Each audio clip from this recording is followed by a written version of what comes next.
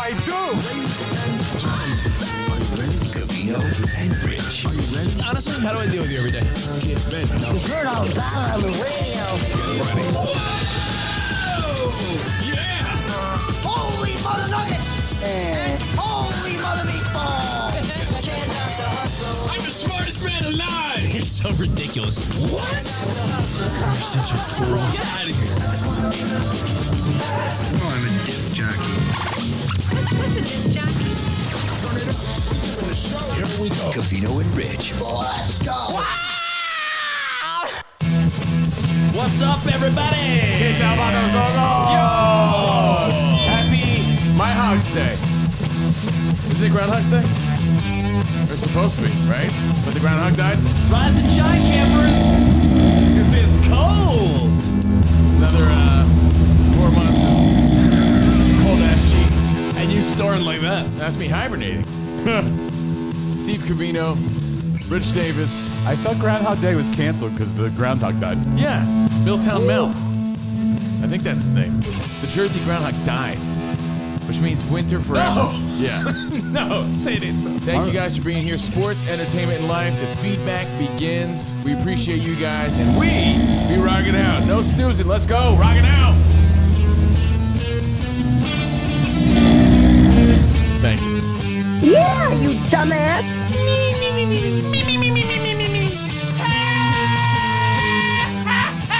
Thank you, Mr. Screen. So, hope you had a great Tuesday, right? We already halfway through the week. Man, Wednesday, February 2nd. So excited because Pam and Tommy comes out. Or is it Tommy and Pam? No, it's Pam and Tommy. Pam and Pam Some and Tommy things- just burst in the door. Yeah, some things just Worse have a than ring before. to them. You know what I mean? Just have a ring to them. Like Covino and Rich. Rich and Covino.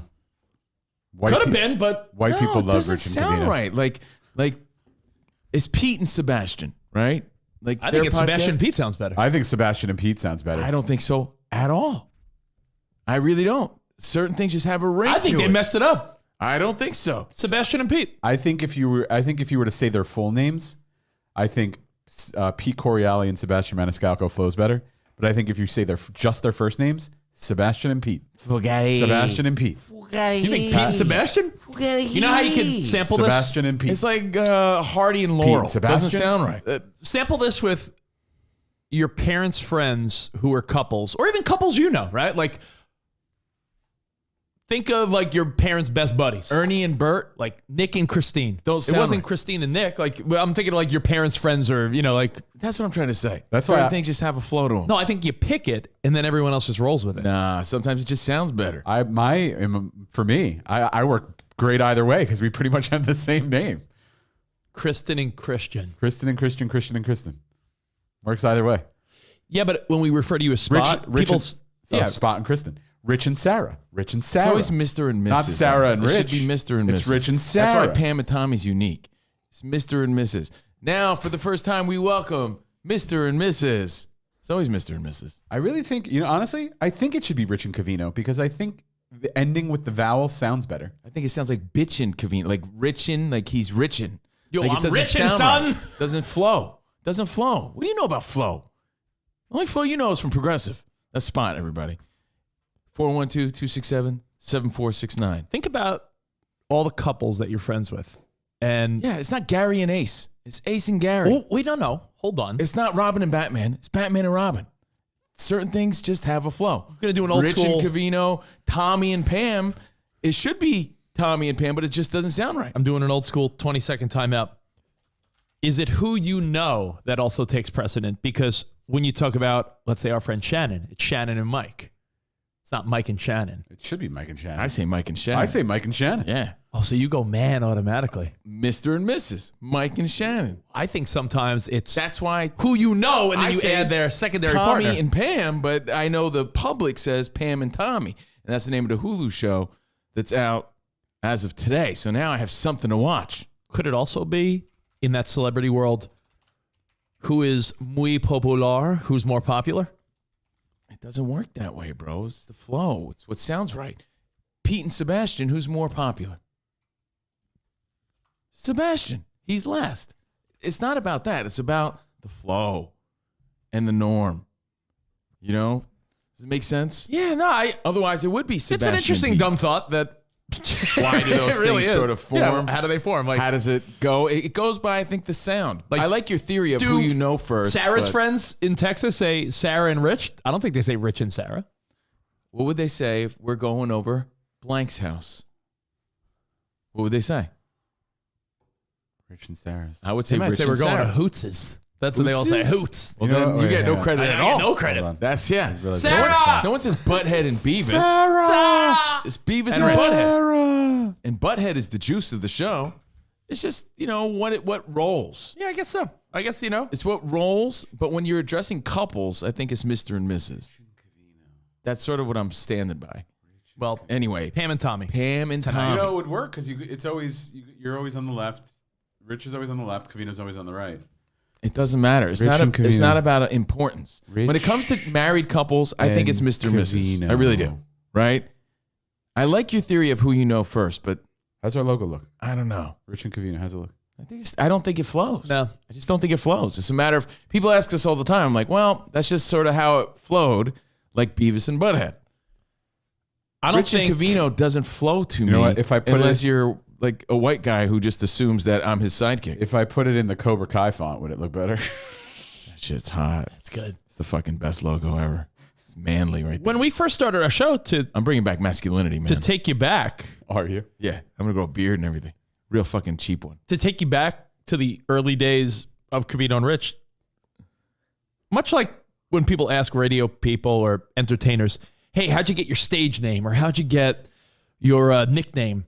Sometimes you would think there's way more thought that went into it, but truthfully, it was one person just being like, all right, we're going to team you guys up to do a show, Covino and Rich. And we're like, all right, Covino and Rich. Because it flowed. No, but there was no meeting where it was like, what do you guys want to call this? That's what Jim called us. Our old boss, Jim. Yeah, but It's just what he called us. he could have very well just been like, all right, Rich and Covino get in the studio. Because he said your name first, It stuck. Like I said. people ask me that all the time. How'd I get the different names I've used in radio? And truthfully, unfortunately, there's never been a sit-down discussion on what's a catchy, cool name. You say Chong and Cheech? Because you know Cheech and Chong. Yeah, but Chong and Cheech doesn't flow. Are you guys not listening to what I'm saying? It doesn't flow. Because it's not what your ears are used to. But it'll never flow. That's why they went with Cheech and Chong. If Chong and Cheech flew and flown, it would have went that way. It doesn't. What sounds better? Cheech and Chong. Chong and Cheech doesn't sound as cool. What don't you get about that? Yes, we're used to it, but one just flows. I think you're... You got to go with the flow. I think Be you're... like water, man. What the fuck? Like what? guys are difficult. I'm not going to argue on something dumb, but something sounds right to you because it's what you're used to hearing. Yes, but there was thought behind it. They're like, should we go Chong and Cheech? It doesn't flow. Cheech and Chong. Well, this is a perfect transition, into something that's in the headlines today. We have a lot to Pam get to. and Tommy? I want to give you Pam and Tommy, but another thing. I think they're using like wiener prosthetics on a string. I think they're like maneuvering his penis. There's I a don't think penis that's how it works. marionette. I think so. I really didn't read the whole article, but that's what I got How out about of it. that? Yeah. Does that work? No. Spot presents wordy. Rich and Covino. Yeah, way too wordy. That's Spot. That's our new show name. Yeah, Spot SPR. continues to be too wordy, extra wordy. Anyway, sports, entertainment, life. Pam and Tommy, because I don't know, that's just how it went. And Covino and Rich continues. I have a quiz for you guys today. I'm going to see how well do you know the 2010s? Not as well as you do. You're like in them every day when it comes to pop culture. The 2010s. Pop 2K is the 2010s to the 2020s. Yeah. It's the I last look at that as it's like, the last 10 years of our life. The 20 teens, I would have called that. But the I know them teens pretty don't well. start until 13. Yeah. The 2010s. I mean, there's more teen to 20 than the 2 years till it hits the teens. I call Three those of the the 7 20 year- three- teens. Do you call them the 19 teens or were they the 1910s, 1920s? It's the 20s. I mean, I'm not saying you're right. I'm not going to argue you, but I'm just saying that Every I other- always refer to that as the 20 teens. So yeah, I know them pretty well. Most but would say the 2010s. it goes one in ear and out the other with that stuff. It's like It's still too recent. But it's almost just a quiz of we lived this not too long ago. Do we forget it? Is it memorable? Do you care? Let's get into it. So a quiz we're going to get to in a little bit, but you talked about the name thing, so it's a perfect time to segue Johnson. Spotty, bo body, bo nana, fana, fo fadi, me, my, mo, mighty. Spotty. Let's try Rich. Richie, bo pitchy, fana, fo fitchy, me, my, mo, mitchy. Richie. Let's do Steve. Steve, bo bee, banana, fana, fo fee, me, my, mo, me. Steve. Let's do Dirk. Oh, No, I'm good with Dirk. So it was the last name. What game you want to play? we're going to play a little game called Captain Segway into Let's try Chuck. Chuck.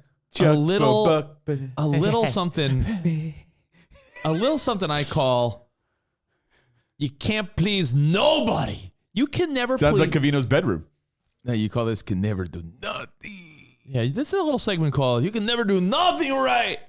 There's something to be said about the fun of social media, where, yeah, of course, you get all these funny memes and jokes and feedback and fun. Is there a dark side? Let me tell you But that. it's as we've said before, and we'll say forever. The internet is equal parts amazing and shitty. There's nothing else in society, in the world, that is such equal parts garbage and amazing at the same time. Can't have yang without the yin. I just don't know if there's anything else that comes close to something that is so Can't have Ren without the Stimpy. perfect, yet so awful. Name something else.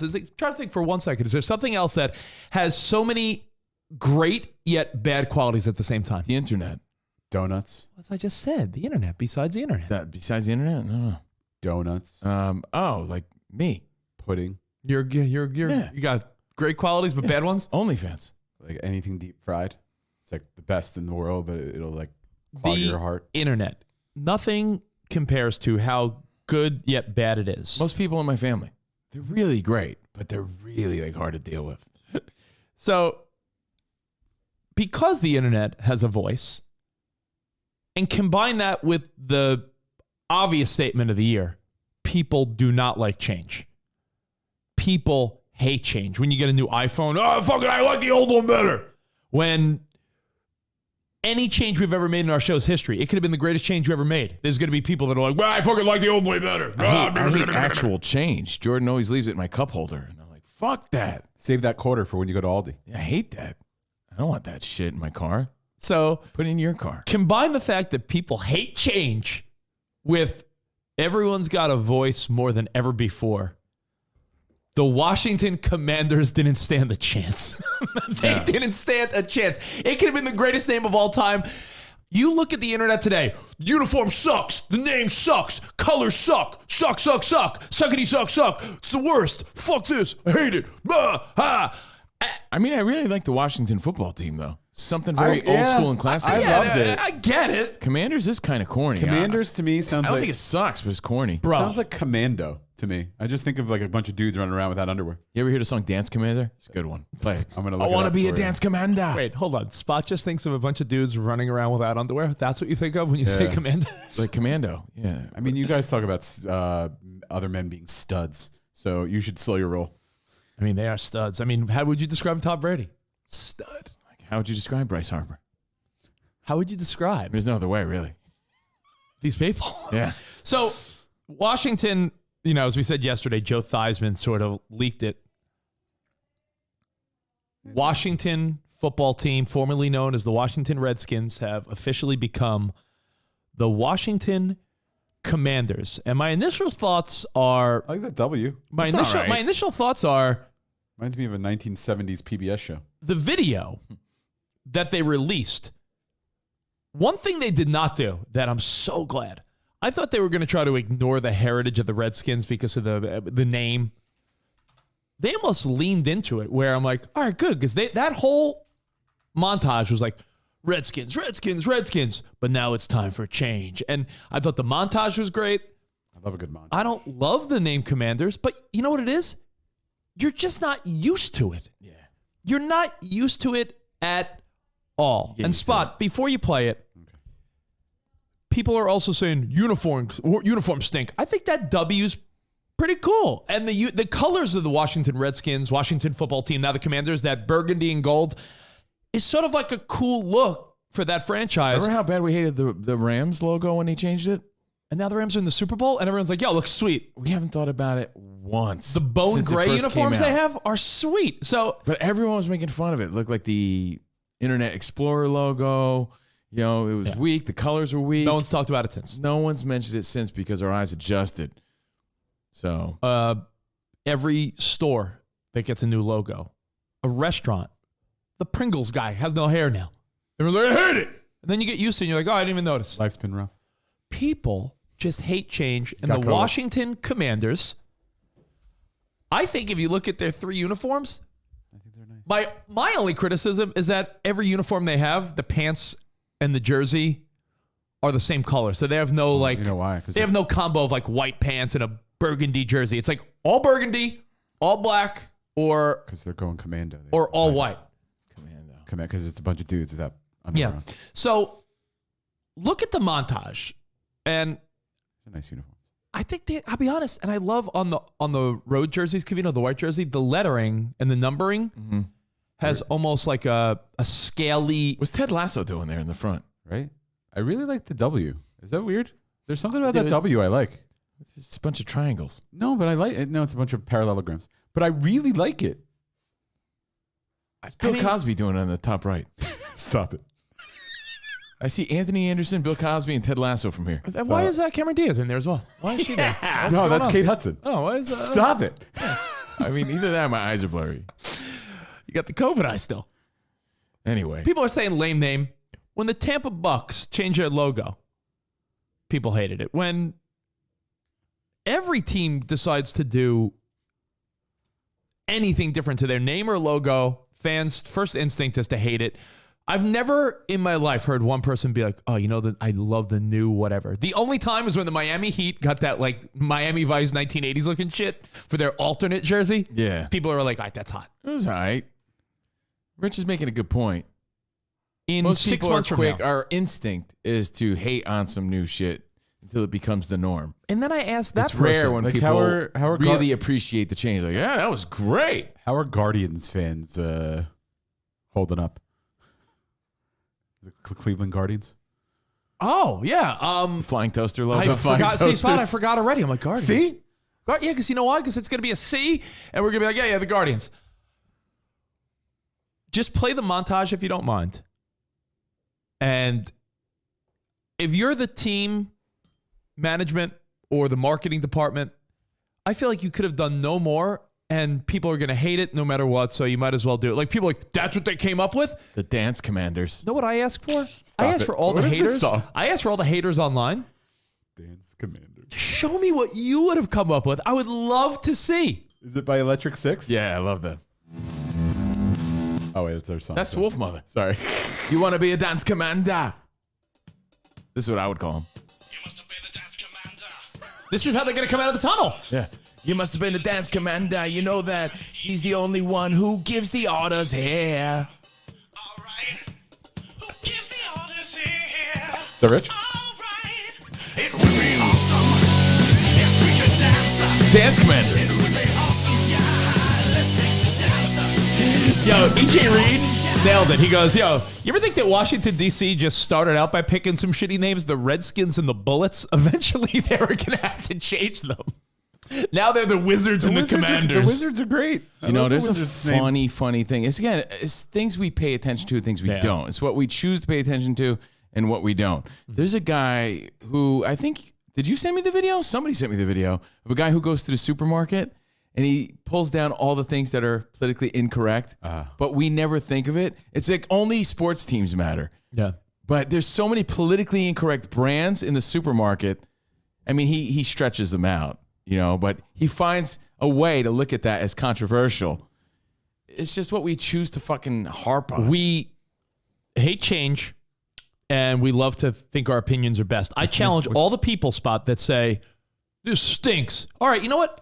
You design a uniform. You design a logo. Washington Dance Commanders. Yeah. You design a uniform. You design a logo, and I want you to tell me what name you would have chose And I'm sure the public would have said, man, Frank from Twitter, man, everyone loves what he brought to the table. Why didn't they? Did they do a fan poll or submission? All right, so Spot, any other name? Let's say they were like one of the backups was Washington, like Red Dogs or Red Hawks. All right, people would have loved that. Would people have loved the Washington Admirals? Whatever they picked, people would have said, stinks, I hate it. That's what they went with. I don't think it's that bad. I think Admiral. Then again, I don't root for the Washington football team. That's something they're stuck with for the next. When you make a decision like that, you're stuck with it until Commanders becomes a dirty word. I'm trying to think of something. How about the Washington Monuments? And a bunch of phallic. Yes. On the pants of the jersey of the uniform. The Washington. Interesting logo placement. It's right on their cock. The Washington Monument. The Washington Monuments. That's so weird. Why is it? It's on the football pants. Yeah. And then their jerseys have the monument right on the bottom. What's up? The Washington Capitals. That's a team Spot. That's a team. Yeah. And that's the Washington. Yeah, but you know what? That's a great example. Hold on. You unintentionally just brought up a good point. Do you think when the Washington Capitals, like if that came out today, people would be like, Washington Capitals? Yeah, way to be original. Sucks. But we're just used to it. So they have the Nationals. Rich's point is everything sucks until you get used to it. Surrender. Hey, your new iPhone sucks until you get used to it. The new way Netflix organizes their shows sucks until you get used to it. I got it. Washington, America, the Patriots. It's a good one. Good one. It is a good one. You know what? Play their hype video and we'll move on. But just look on social media today when you're scrolling around and realize that you can't please not everybody. You can't please anybody. It used to be, well, you can't please everybody. Now, good luck finding one person that's like, yeah, I love it. If I was a Washington fan, I'd say, yeah, not bad. Ready to get hyped? It's all right. It's all right. It's all right. You'll get used to it real quick, I promise. Was the Redskins much better? Was it really that awesome? Like, what the fuck's a Buffalo like an old looking Native American guy, like with a profile? They named the Bills after my Uncle Bill. We went over that. I know, but I mean, stupid is the point. What I'm saying, Spot, the Washington Redskins, you were just used to it. Does anyone look back and say, man, that was dope? It was an old-ass looking Native American with his head sideways. A little stoic. That was awesome. I got it. The Washington Eagle Fangs. I like that. Strong. Masculine. Masculine. I like that. But Eagles don't even have fangs. Shut up. Doesn't take shit from anyone. Washington Wolf Knives. Wolf Knives. It is. Washington honestly, Wolf Knives. Believe you me, I'm not mocking that. It's very masculine. Very tough. Yeah. Wolf Knives. Well, way cooler than Commandos. Because that's what people are going to call them. The Washington Commandos. I told you. Yeah, you're right, Spot. What do you think of when you hear Commando? Now I think of Mandik. I do. I think of man junk now. I think bunch of dudes running around with that underwear on. Yeah, right? Doing the helicopter. That's what I picture. Yeah, you like the Washington Commandos? Lame-o. I mean, you're used to it now, but when Tampa debuted in the major leagues, in our lifetime, it seems like yesterday, but what, 10, 20 years ago now? I don't even know. More than that, probably. Late 90s, early 2000s? Time's flying. I would say it's in the 19 teens. I remember in the 80s, or was it the 90s? Shit, I'm losing my mind. I think it was in the 20 teens sometimes. Remember when the Florida Marlins and the Colorado Rockies came out? Rockies were cool because it was like, oh, cool, mountain range, but they're purple. The Marlins were like Purple Mountain's Majesty. To me, it was no matter what, people are going to be like, yeah, I don't know. But back then, not everyone had the voice they have now. Everything sucks. The best takeaway here, I got to give Rich credit. When he has a line, he has a line. We used to live in a time where you can't please everybody. Now, you can't please anybody. It's my best line of the best line. Yeah. It's your best line because it's true. Like, look at Kyle. So I'll why never bother say trying? Commanders ever. He's gonna protest it. Like, what a stance. How about the Washington? I'm never saying it. I hate it. How about the Washington Footballers? Football team was fine. It really was. You know why football team was fine? It's because maybe it wasn't marketable. At first, it was like, really? They're going to go nameless? And that got mocked to the high heavens, as your mom would probably say. To the high heavens, Steven. I liked it. And then, after about a year, what happens? You get used to shit. And then we're like, you know what? Washington football team with no logo and the number? There's something like really cool and old school. You can't market it to kids. You know what I mean? Like, you ever watch a Disney film and they always have to have like a goofy sidekick so that kids could relate to it and they can market it to kids. Like in every Disney film, there's like, you know, a regular person, but they have to have some stupid sort of like sidekick character that kids gravitate toward. Same thing with mascots and logos and things like that. It's like, yeah, Washington football team, you can't market that. So you need a stupid mascot for the kids, or you need something cool to put on the jersey for kids to wear. Washington football team had no ring to it, although it was cool and old school sounding. Well, it was time to You need change the something name. to market. It's not I even to suppose. us, Rich. Like they're not marketing to fucking old guys in beer helmets. They're marketing to the generation coming up who are like, yeah, the Commanders. It's going to be new to them, but it's going to be normal to them. They didn't live a long life where it was the Redskins. Redskins, that name wasn't that awesome. You were just used to it. When they wanted to take it away from you, then you got like, oh, what do you mean? It's kind of awesome. Redskins? What's cool about Redskins? Natives, strong people. Peaceful, but strong. There's nothing cool about that name. You were just used to it. I mean, I don't like the derogatory the Washington- slang of it, but I like what I got one. the natives stand for. What about like the Washington Statesman? Sounds The corny. dude in a suit on the helmet? Sounds like a dude with a briefcase. Statesman, like the statesman. Nah. It's man of the state. You're Nah. statesman. All right, let's watch this montage that Rich keeps. I mean, by the way, is it any worse than than the New York Metropolitans? That's I mean, corny. every team has a lame name. What's the Yankees? Yankee just means northerner. We accept things when we're used to them. The end. It used to be you can't please everyone. Now you can't please anyone. Washington Honey Badgers. Washington could have changed their name to just the Skins. And then what? Had a potato skin on their helmet, Bill? Oh, yeah. Spot would have liked that. Spot, hit the montage and we'll move on. I think it's cool. Anyone that doesn't, I haven't seen it yet. I'm make really it full, excited to make it watch full this. screen. it's I think okay. It's safe. Oh, you want a full? That's the world we let's live comment in. on. I want to comment. It's very. what's it's safe about it. very- They pay tribute to the legends. They don't ignore the Redskins, and It's they're very like, hey, indicative of where we are in society. It's safe and it's corny and bland, and that's what we're gonna get. The Because you don't montage wanna or the offend. name? The name. Oh, okay. I was saying the montage. I think is I haven't seen the montage. cool. Got Oh, it. you haven't? the Washington Fire Starters. No, and then- controversial. I am the fire starter. Prodigy. Prodigy's, what's his name? Something Flint. He died. The Killed Washington himself. Prodigies. The Washington I think he killed potatoes. himself. Who doesn't like potatoes?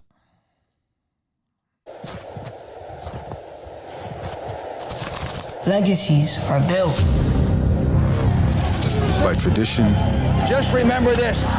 Values, 40 men together can't lose. Okay. and beliefs. Born of a spirit. hail to the greats that laid our foundation.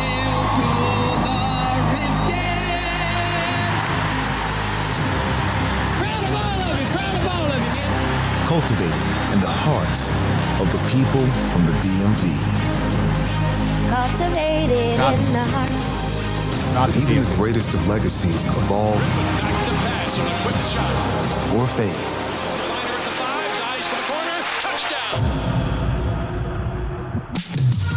We have one goal. One mission. One drive. Young people. Honor our legacy. Old people. Old Theismann. Purpose. We are Trailblazers. Battle tested. legends. Leaders. And one united community. Everything we need is in this room. We are the Commanders. That's strong. It's nice. Good color scheme. You kept the colors. Everything about it, I think, is cool. I like the font. I like it. I love the W.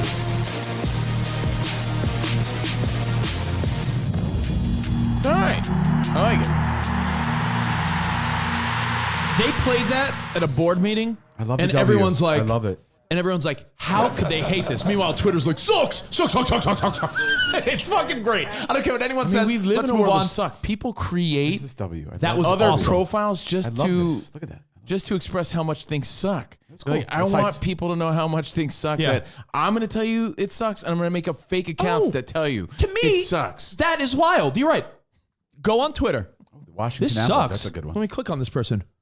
They have 0 followers? Yeah, and they he- follow he 4 made that. people? You made this profile just to say it sucks? He wanted it to suck personally from him and from his 5 Alter other fake ego. accounts. Yeah.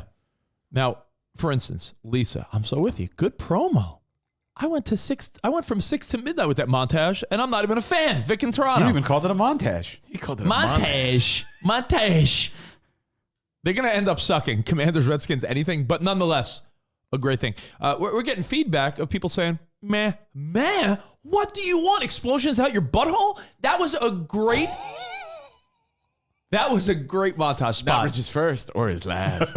Spot. Or his last. Covino, honestly, give me 1 second, and then we'll get at it. Get off of this. They paid tribute to Joe Gibbs, Theismann, the legends. They even in there. They even said "Hail to the Redskins." They even did the old chant to pay homage to the old. And then they got that cool beat at the end. We are the Commanders. What more can a fan want? You are so hard to please. And we deal with that. Well, so imagine what the Washington forgetting football one team. thing, though. Oh. There's a lot of people that never wanted the name change to begin with. Years ago. Still. So that's just a reminder of we had to bend this far just to, sort of try to please everybody, and we end up pleasing nobody.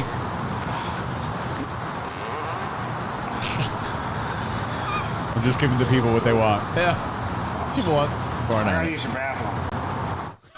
All right, well, Explosions up buttholes. a lot of people are farting on the new name and logo. It's a fun conversation, but it is wild how everyone just hates the end. Butthole Explosions Ta-da! could have been a cool name. Butthole Explosions. Yeah, the butthole explosions. The Washington butthole. The BHEs. explosions. The BHE, Washington BHEs. Yeah. Anyway, Rich makes a really great point. You can't please anybody, period. And we, as a small little organization, have realized that. Oh, and yeah. it just makes you say, there was a guy that hit me up yesterday with possibly one of the rudest messages. Well, it's actually interesting. He actually hit me up first, but he was complaining about Rich. And then he hit me up to complain about you, though, too. Oh, I'm not surprised. And then he hit both of you up to complain about me? Sweet. But you know what I said? And I wasn't saying that to be, mean about you, Rich. See how quick Rich jumped on me? I didn't complain about you. Yeah, but you. My point is, why are you bothering me about it? I appreciate the feedback, appreciate your support. Tell him. And that's where it ends. Can't please anyone. All right. Let me give you guys a little 2010s quiz, and we'll have some fun with this, and then we'll get to some of the shit going on in your world today. I feel like you made a great sort of stance, right? But what's the solution here? Like to Solution? give up? You think there's a solution? Yeah. There's not. People are hard to please, then they're going to be pleased. So you could just don't care. All right. Right? If Zuckerberg creates a bigger name for the company that encompasses Facebook, WhatsApp, all the entities, Instagram, a $1 billion industry that a lot of us are invested in with our 401ks and mutual funds. The world of social media is not going anywhere. Instagram, Facebook. This is genius shit that is, like I said before, nothing as awesome and shitty all at the same time. The smartest people in the world that have got us addicted to this more than anything. People are more addicted to their phones. Are you a metasexual? People that are on their phone. You're more addicted to your phone or the same level as the way people are addicted to substances. The withdrawals you would have if your phone was taken away, you'd be itching like someone that needed fucking booze. Spot, I'd be itching for a scratch on a way back Wednesday. No. They call it the metaverse. And everyone's like, that's what they came up with? Dumb, stupid. Yeah. People are Really? allergic to change. They're allergic to So anything. if we've established this, that you can't please anybody anymore, and we're allergic to change, and people are so quick to hate, then how do you navigate these hateful waters? When you can't. When they came up with I'm Meta, saying, but what's the mindset we just have to adjust to? Like, hey, do your best. you and know what? there's It gonna be is what it haters. is, and everyone's going to hate it anyway. Yeah. It's like naming your kid. Oh! Thank you, Spot. Way back on a Wednesday.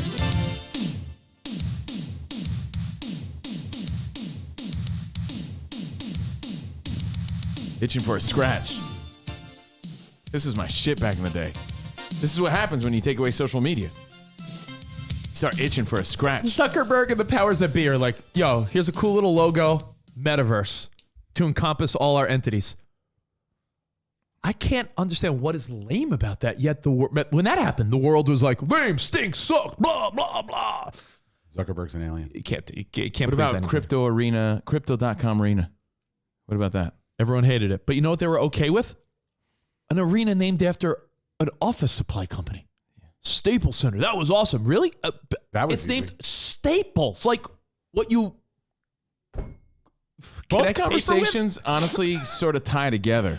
Some things just have to have a flow, and it has to have a ring to it. It's the .com. And then sometimes if it's around long enough, you just get used to it. Yeah. Should have just been Crypto Arena. Do you think Staples Center at first was cool? You think people are like, yo, that's awesome, man. You know where I get like my notebooks and paper? Like, yo, that's awesome. Where Shaq and Kobe are going to play. Yeah, it became the house that Kobe and Shaq built. And it became something. But originally, if you think when it first was debuted, if there was social media, people would have been like, oh, sweet, man. You know where you get like your paper clips and shit? You know, Staples? That's what they're naming the arena after. You know where the legendary Lakers play? There's got to be, you know, like where Magic a way Johnson. to approach the mindset of today. It's like if you're having a baby, right? Yeah. And you have a name in mind, based on your theory, everybody's going to hate the name. Oh, yeah. No matter what it is, right? Like my sister recently had a baby. She named him Owen. I'm pretty sure her husband named him after wrestler Owen Hart. I said that, and it got in your head, and you're like, oh, wait a minute. I'm sure everybody was like, I hate that name. Right? Because that's the world we live in. When my brother named his son Wesley. Weakest name. Wesley after who? Wes Welker? After Wesley from Mr. Belvedere? Stupid name. And now everyone's like, oh, yeah, Wes. Okay. So with that mindset, maybe you just really don't even factor in anyone's opinion because you know what the feedback's going to be. You know what I mean? The feedback, you know, 99.9% of the time, when you know the answer? 99.9% of the time, the feedback will be, yeah, it stinks. I don't like it. So don't ask. Or just do it. Is it how you like that? 1% of the reaction is getting 99% of the coverage? Yeah, Rich is right. How talking. often are you going to get someone saying, hey, now that's a great idea? People Hey. in Southern California, I'm reading our feedback. Thanks for all the feedback, guys. Ladies, people in Southern California, you guys weren't living there yet, but in the 90s, Staples Center was made fun of. Yeah, before Kobe and Shaq and the Lakers, that generation dominated, when that was first a thing, I'm sure people were like, Staples Center? Really? But some things just sucked, always sucked, and still will always suck no matter how normal it becomes. Like the Goo Goo Dolls. That's a suck name. Hoobastank. Suck name. You know what I mean? No matter how normal it is, still sucks. So there has to be some thought behind it. Truth. Bam. Ba-bam, ba-bam. Moving on. Let's play this game. All right. What made me think of this? Is it the quiz game? Yeah, I'll give you guys a little quiz. But what made me think of this is I saw a list of the top 10 earning American Idol contestants of all time. And I thought about how that show started. It has to be... it started right before we started doing our show. We're Taylor Hicks. We're approaching the 20-year anniversary this summer. If you want to feel old, this summer will be 20 years since Kelly Clarkson won American Idol. 20 years. So nobody wants to feel old. Like just like that. Like you mean since the tragedy of Justin Guarini coming in second? That's how I look at it. He's up there because he's Little Sweet from Dr. Pepper. He's the sweet one. The sweet one. He's great at that. By the way, if people might not know that fun fact, repeat that again. Justin Guarini, who was the runner-up to Kelly Clarkson when the show kicked off, is the sweet one, Little Sweet, from the Dr. Pepper commercials. Yeah. He plays like a Prince kind of character, and he's great at that. And I bet he makes a nice payday being the sweet one. He's the sweet one. The sweet one. And by the way, But not the cow. when you think of this guy, that's Justin Guarini. So he's up there. I Someone bet. crying because they can't have a cupcake. I didn't cry. On the inside, you did. Lil Sweet can hear that. You can. Don't worry, Lil Sweet brought you some sweet zero-calorie treats. Dr. Peppers. Oh, yeah. I like that guy. Sweet. Little Sweet defying gravity. Is that a little sweet? Diet Dr. Little Pepper. Sweet. He should have had that hair on American Idol. He would have By won. the way, another fun fact, Dr. Pepper older than Coca-Cola. Dr. Pepper. It's my wife's favorite soda. If we're, great. If I'm not a soda drinker, but if she gets soda, she'll drink Dr. Pepper. My mom used to convince me it tastes like cough syrup. So I was convinced that Dr. Pepper sucked. My mom was I wrong. don't trust Dr. Pepper. I always got Dr. Pepper on standby. I drink Joe Rogan pepper. You know what? You know what I got, Spot? Honestly, Dr. Pete for the Soda Stream. I always got some sort of Dr. Pepper on standby. Didn't he used to hang out with Mr. Pibb? Wasn't that your homie? Mr. Pibb. Yeah. So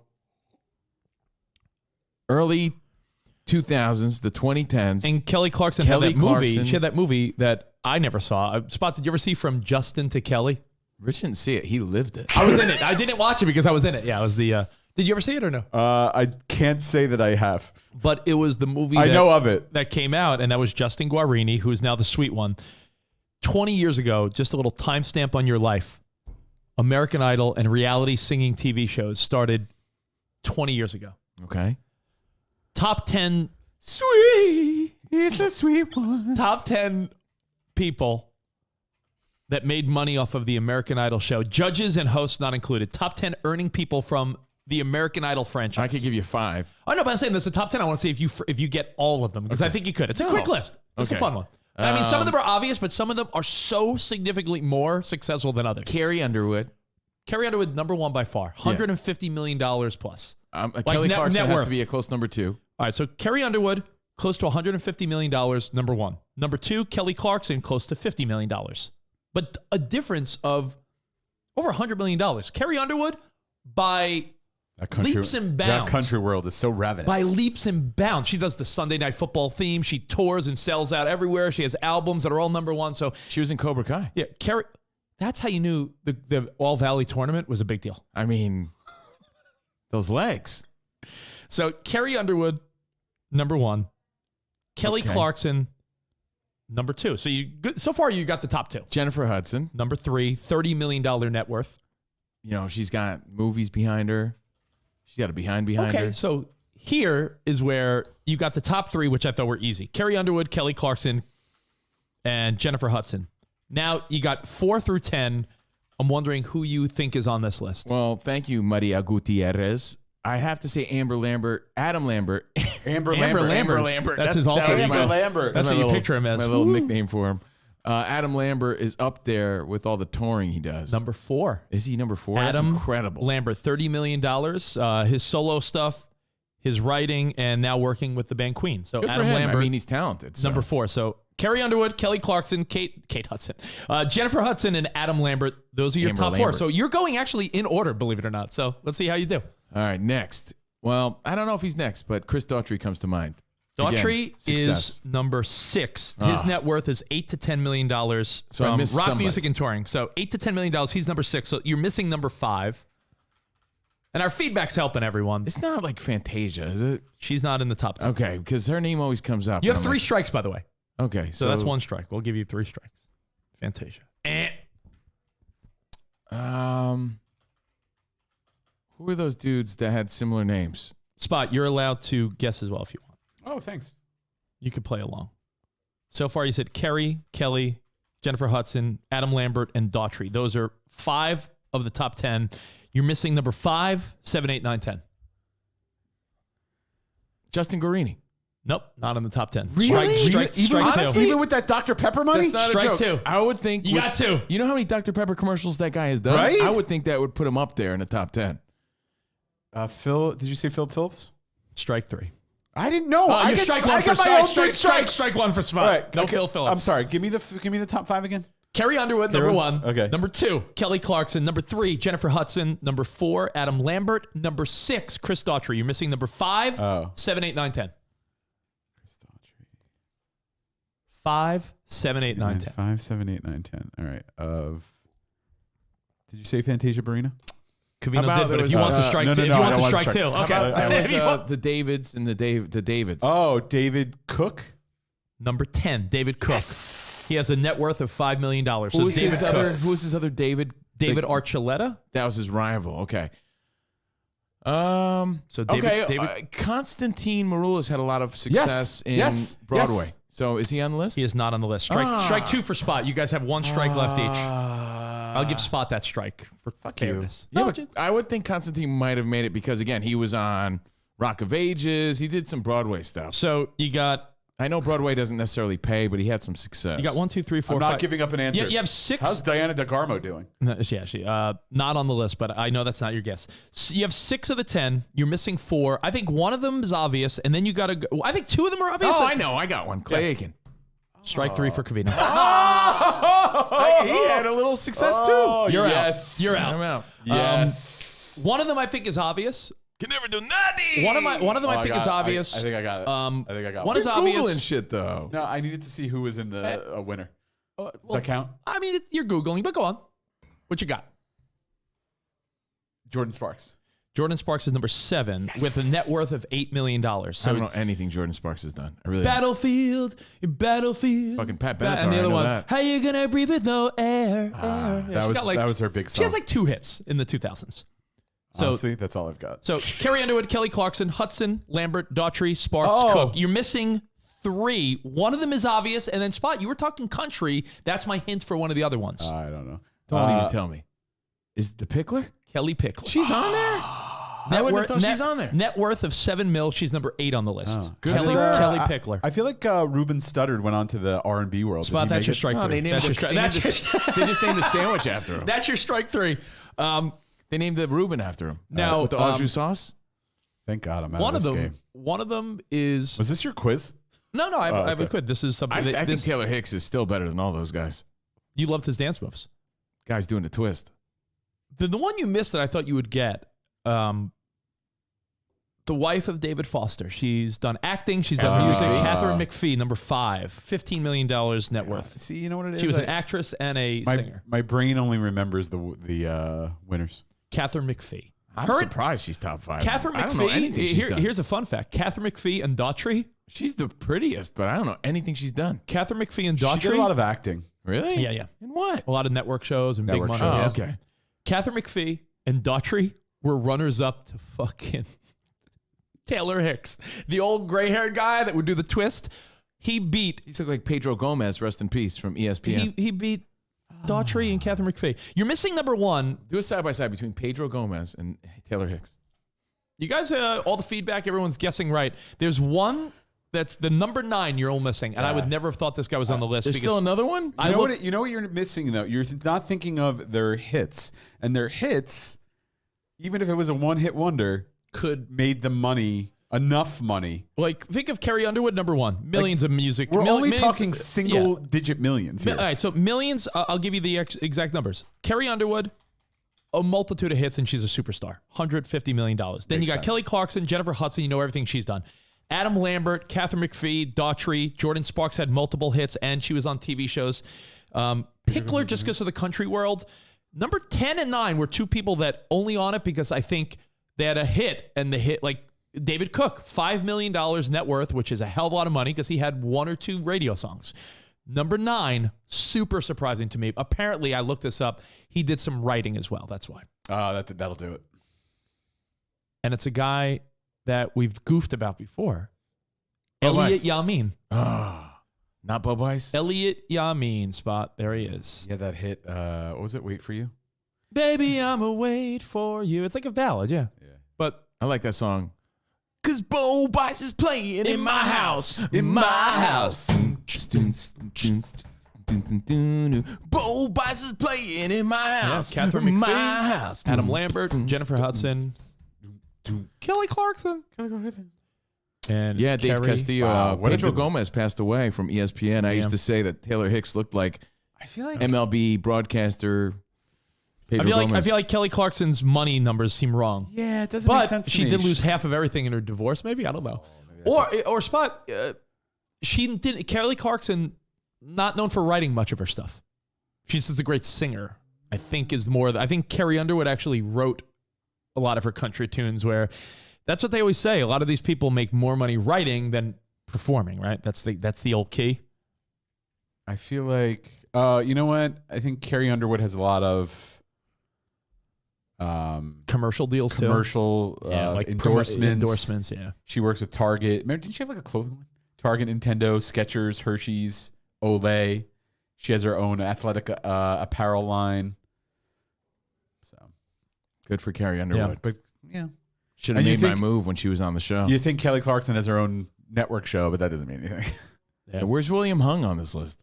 He's probably top 25 if they did a top 25. William Hung, who my wife used to work with. He worked for the county. Kelly's written a lot of her songs, but not all of them is what I'm saying. There's a lot of co-writers. Like when you look at the credits as co-writers. And that's money divvied up, right? Like, you know who has written more songs than anyone? The dude from One Republic, Ryan Tedder. Look at Ryan Tedder's catalog. That guy has written music for every human being. Just spot for the hell of the music fun of it. Look up Ryan Tedder, who he has written music for, and you'll say, One Republic's pretty successful. But when you look at who he has written music for, you're going to say, yo, that guy's balling. It's like Benny Blanco from Dave. Benny Blanco is part of like 50 pop songs that you know. Yeah. He's in the Ed Sheeran circle, the Bieber circle. So, cool. Cool. Thanks, bro. I got. Did you give me a Rambo? Cool. Here we go. Song. Cool. Brent Rambo. Yeah. Songwriting discography. Elliot Yamin, you say? Yeah. Don Rambo. Elliot Yamin. Let's see. I know So Yamin. he's written. I mean, I'm trying to think if there's. I was just saying, in the first line of his Wikipedia, it's like Ryan Tedder of One Republic has written songs for Gaga, Katy Perry, Maroon 5, like Ashley Tisdale, you name it. Clay he's- Aiken. Clay Aiken. Kelly Clarkson, Chris Cornell, Adam Lambert, Leona Lewis, Jordan Sparks, Westlife. Wow, man, he's written a lot of songs. I mean, that's like 2 years. You're not even up to like 2012 yet. I know. Maroon 5, Gym Class Hero, What have we learned, though? Beyonce. I think, and this is just my Beyonce? theory. Ellie Goulding, Although Ellie Goulding. American Idol Ariana still has the Grande. power to create a few stars here and there, Gwen Stefani, it doesn't have Ed that Sheeran. clout it had back in the day. Backstreet Social Boys, media makes stars nowadays. The, Reality shows don't make stars, or Five Sauce, competition shows in this form don't make stars the way No, they used not to. at all. Miley Cyrus, TikTok does. Justin Bieber. So the days of Kelly Clarkson and the days of Carrie Underwood becoming household names and super mega stars through a competition show, reality show on TV, There was a time and place. it was an era that's over. And now those people are living in a hype house on TikTok. No. And that's how they get famous. The time and place. It's Hype house. you're gonna Go. look. You're gonna look at. Nikita. Stop. That Nikita's hot. Stop it. I watched 5 minutes of it and I was like, I can't do this. It's fucking the worst thing. That I've ever seen. Nikita must work out. The Asian girl. She's not really a girl. It's a dude. I mean, she's a girl, but she's not. I mean, Oh, is she? I didn't know. See? Tri- Rich was Tri- like, I would have been tricked. I would have she's been. hot. I would have been like, oh, there's a penis in my mouth. The point is, TikTok makes stars the way American Idol made stars. TikTok, Covino's 100% right, is the new breeding ground for hit songs where American Idol will That's what I got out it'll of go down in music history as, the 2000s. That's sort of where music was cultivated on reality singing shows and you found stars. Look at your list. It starts off with, old school names. The latest one is probably 10, 15 years ago. Now, when you look at who's making music now, I can think of two people that were discovered on TikTok that have top songs. Ty Verdes, who's on a lot of records now. This kid was working at a cell phone shop 2 years ago. And now he's got multiple songs on the radio. You know Ty Verdes. I know the name. And Gail has the number one song in the country. And Oprah's friend? Crystal Gale? yeah, Oprah's friends. How about yeah. Stedman? Is he making bank or not? Stedman's, he's a doo-wop group. I don't know, Gale. You know Gail. I might know his face. I don't know the name. Gail, it's a girl. Wow, see? I don't know. I don't know her. Gail, she's got the number one song in the country. A, B, C, D, E, F, U, and your dog, There's a and your story sister, behind and that. your mom. That Yeah. you probably don't even know. Pop Toupee. How do I not know the story? She went on social media, and it was a challenge of what do you want me to write a song about? And someone wrote, use the alphabet. Fake story. But That hold on, someone and was now- a record label rep. But you said I don't know the story. I'm explaining the story, and then you interrupt me. The story goes, she was on social media, and she said, what do you guys want me to write a song about? And someone in the comments wrote, write a song about love, including the alphabet. She did, and everyone's like, oh my God. And then when someone looked at the profile of who did that, it got tracked back to the record label. So was it a plant? Yeah. It's all planned. Yeah. Oh, it's People love a yeah. story. But And the that's story. the moral of that story. But that People girl- love a story, and the story was, oh man, look what she did. Just because someone suggested, the whole thing was just contrived. But that song is a really The whole world's it's contrived. a really catchy, good pop song. And I do hate the fact that it was discovered to be a sham. So you're right. I do know Gail, but I don't. But everyone that's breaking through right now is on social media. So social media has just replaced American Idol and The Voice and the X Factor and all that stuff. I'm moving to the hype house. Please don't. Yeah. Don't do that. Please I'm stop. gonna do that. Please Hype House, by the way, just please stop saying 'cause that. most Stop people saying don't know. those two words together. Yeah. Just stop it. is where influencers live. They all live together to create content, and Netflix has done a show about them, and it's on as we speak. It's And you called know what The it Hype also House. proves? It And also it's- proves it's You like- need 30 people to that make their career from TikTok to rent a house. It's No. sickening how much money and how much following they have. It's crazy. It's Do they sickening. have furniture? It's sickening how much money these kids make, but They're just a bunch of ring lights. the thing you need to factor into this is that it's proving something we thought years ago that's absolutely true. These social media platforms and mainstream media do not intersect. You know how it used to be like, hey, can a TikTok star that has millions of people sell a product, or could they do this? Depending on the demo and where. You put that on Netflix, it's not even trending because the demo that subscribes to Netflix is like, yeah, not watching this. I'm going to watch other shows. Hype House, based on the numbers, you would think, oh, these people have millions of followers. No one's watching their show, which just shows no one's watching the show because I watched for Nikita, bro. the demo doesn't follow. It's like when Logan Paul does a movie. You would think, wow, Logan Paul's the most popular guy. People are going to see his movie. No, they're not. They like him in that world. It's like King Batch. Like he's breaking through, but Not as easy. Like the following's not as loyal in different Yeah. mediums. They like King Batch. They like these people in 30-second yeah, like increments. you would think based on That's the it. popularity of And that's what they're good at. You would say based on the popularity of the D'Amelio sisters, they would have the #1 show on television. They have a reality show and no one really watches it. But you know what they have? in 30-second increments. You know what they do? They have millions of people and millions of dollars in increments.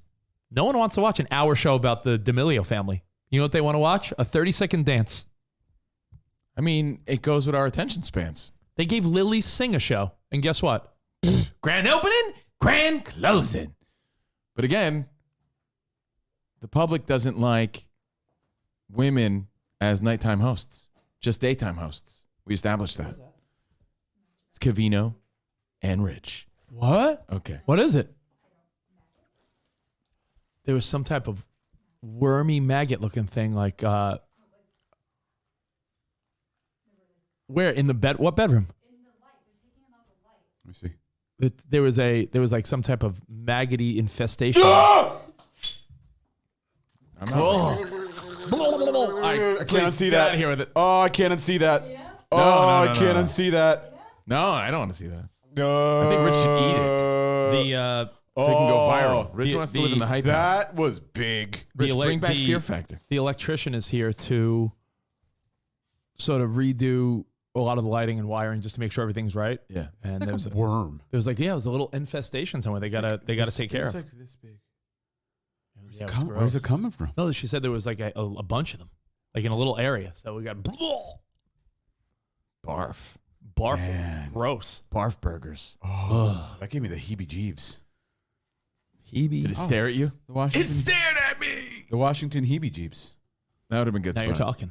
All right, so now we know, how culture has shifted, but we also know the top 10 earners in American Idol history. And I still have a quiz, but let's get to mail time. Oh, you got the quiz? Yeah. I thought that was the quiz.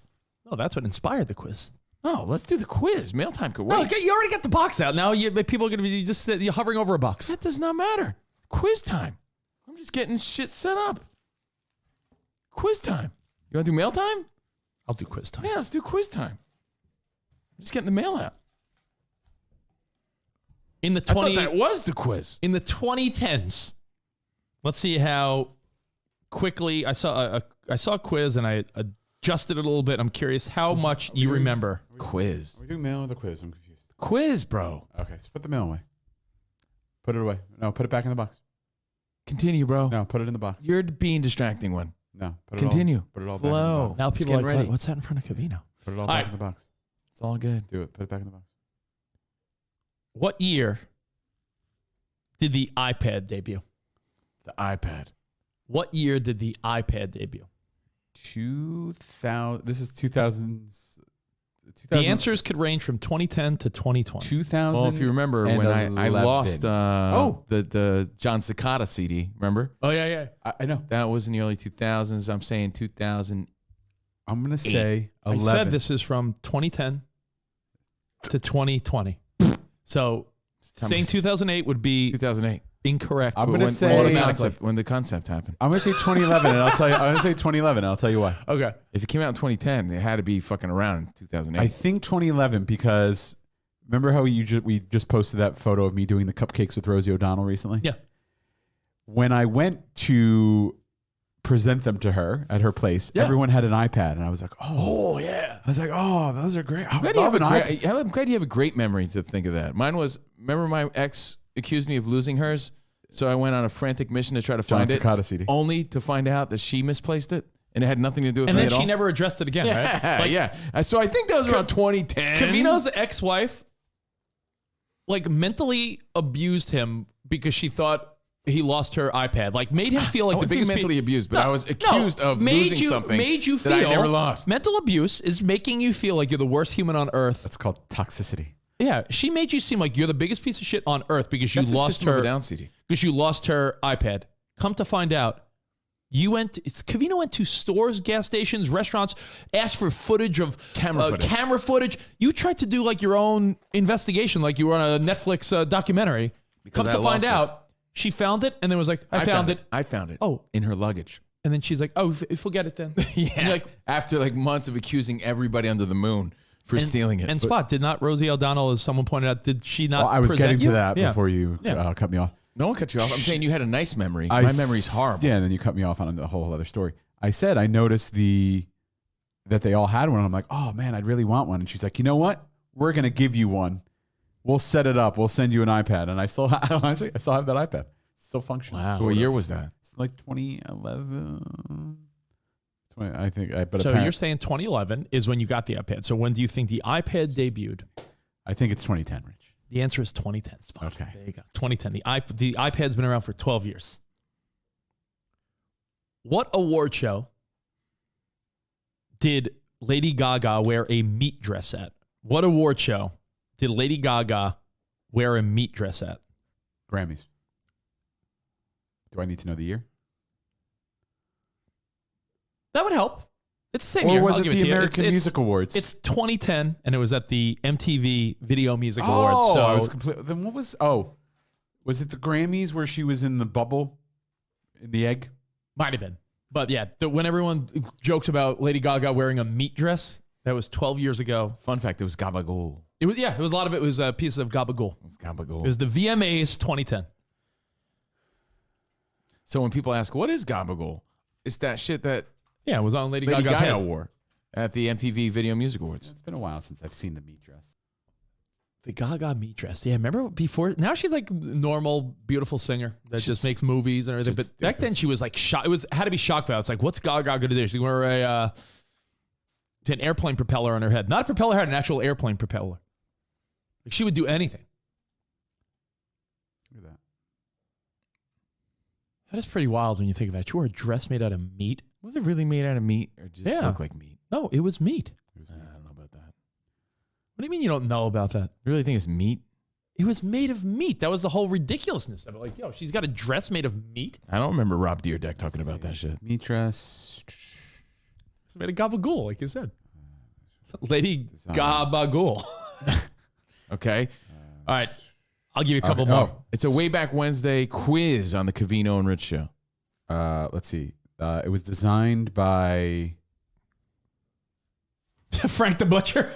It was designed by No, who designed Johnny it? Carlino at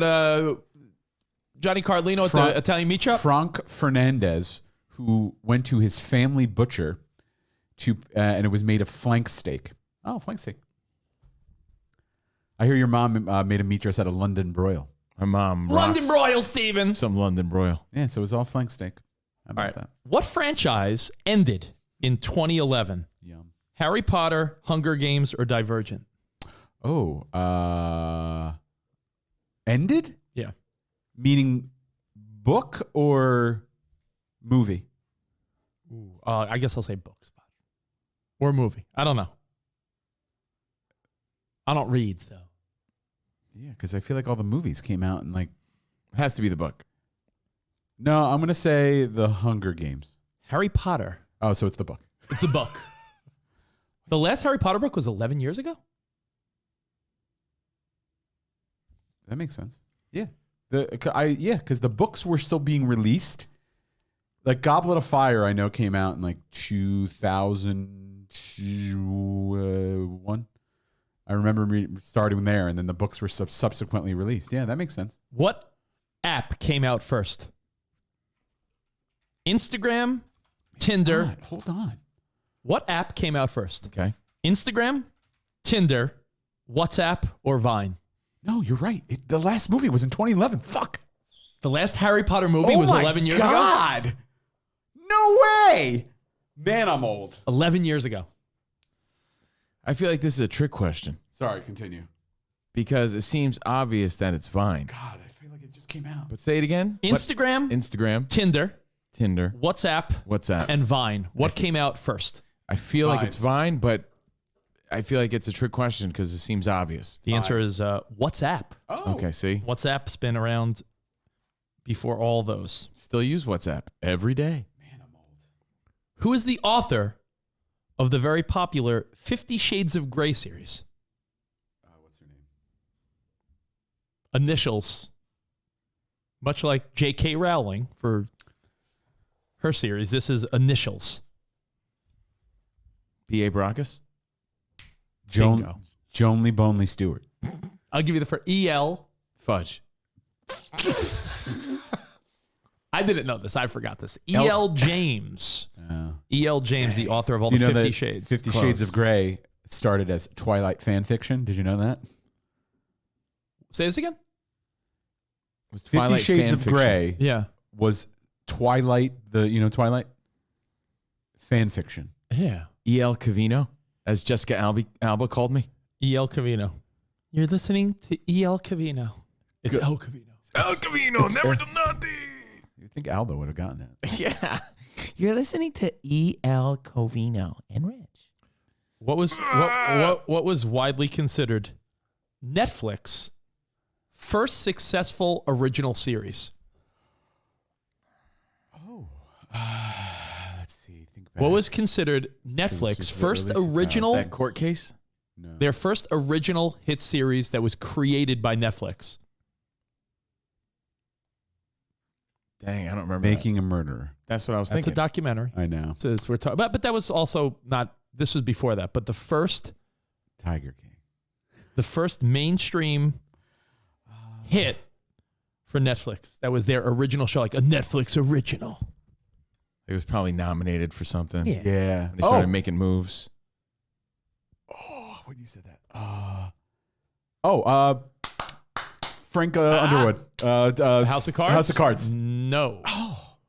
Before that was a good guess because House of Cards was a hit for them. We're getting a lot of feedback. A lot of people got it. Orange is the New Black. Oh, yeah. Orange is the New Black was their first big mainstream hit where Netflix said, ooh, we can make original hits. And now when you think about it, Netflix, Hulu, Amazon, Disney Plus, they're all in the game of not just because Netflix originally was, I still get my hey, Netflix on DVDs. here's already made content from other providers. We're just a source for it, right? Remember Netflix was like, hey, rent the movie, an old TV show, this, that. Netflix evolved into what it is now. Netflix was not an original. It's crazy how we went from wow to now we expect it. Like, wow. Yeah, I want some new original content. Let's do this, Netflix. Because there's not enough that you haven't watched. What is planking? That's where you just lay flat on different objects Yeah, it's true. for no reason. It's an easy one. That was a big trend, though. Planking, horse manning. Remember our boy PJ did taoing? Yeah, manti-taoing, yeah. Manti-taoing with his invisible girlfriend. Now, this one's easy only because you guys, we both, are surrounded by the music world. But I wonder if the average person would know what was Rebecca Black's one song in the 2010s. Come on. Why is that even a question? Do you know she got relatively hot? She did. Oh, Want to see can you find a picture of Rebecca Black now? Doesn't she have she has bangs? I know this Doesn't because my work sister for me. Dawn loves this song. Doesn't work for me. Friday. I like the metal version of it, but Friday is the big hit that Rebecca Black had Yeah, well, who did that? in the 2010s. Friday, gotta get down on Friday. All right, couple more for you. Is this Rebecca Black? This isn't her, is it? Covino's right. The last I saw of her, she got pretty. Sorry, that's the She's prettier. Like she had a weird look, and now she grew into it. Somehow. Then again, everybody looks different her? nowadays. Probably. Who the fuck knows? Yeah, I that's don't her. think that's her, bud. I don't think that's her. No, that's her. That's her? Yeah. If you turn your head, Come on. you kind of see it. I don't know, bro. I don't know, bro. No, she had jokes. I don't know, bro. All right, a couple more on our quiz today. I figure we change it up today. Have a little fun, reminisce. Yeah, it's definitely her. What was the good cause that created people to pour buckets of ice on themselves? Coney 2012. No? ALS, Rich. ALS. The Ice Bucket Challenge. And so funny Covino would say that. The next thing on my little list here, Coney 2012 Look at that. was a campaign against a warlord in what country? Coney 2012. Zamunda. No. Coney 2012 Dang, I don't remember. was a campaign against a warlord in Congo. what country? The Congo. No. It's actually it's a place that I'll give you a hint, a wrestler from our childhood. Uganda. Yes. Uganda. So I knew ALS, obviously. Yeah. I just wanted to throw Coney 2012 out there, not knowing Rich was even going to bring it up. So, What two dudes kissed at the VMAs in 2012? Bert and Ernie Hint, what two vampire dudes? movie. Kissed. I don't remember this. Twilight? Jacob and Edward? But apparently Robert Pattinson and Taylor Lautner kissed at the VMAs. I don't remember that. Neither do I. Jacob and Edward. Look at that. Sweet. Man. You don't remember it, but I have a screenshot of it It's my fucking wallpaper. on my phone right now. I'm going to look it up right now, and we're going to watch it together. Dudes kissing. Can you actually, I can't find the clip. Can you guys just recreate it? Spot, I got 5 quickie sports questions for you. All right? No, I want to watch Jacob and Edward kiss. It's a way back Wednesday, early 2000s quiz. Brought to you by D's Nuts. Spot. You have the kiss? Oh, did you guys want to watch this? I'm sorry. Whoa! And they said it wouldn't last. Nobody thought this would last. And nobody thought this would last. Blanket. When LeBron James Nobody. That's so funny. took his talents to South Beach, Spot, what was that called by every network? Manifest Destiny. When LeBron took his talents to South Beach, there was a whole special called The three something. The Heat Exchange. the Heat Exchange. It's The not blanket. What was it called? I forget. The Decision. Oh, is that it? The Decision. The Heat Exchange. By the way, I think the Heat Exchange would have been a much better name for that. had major controversy around it. We're going to win not 1, 2, 3, 4, 5, 6, 7. Yeah. The Decision. Jerry Sandusky was tied to what coach and what college? That was Penn State. Yes. And it was, what's his name? Fuck.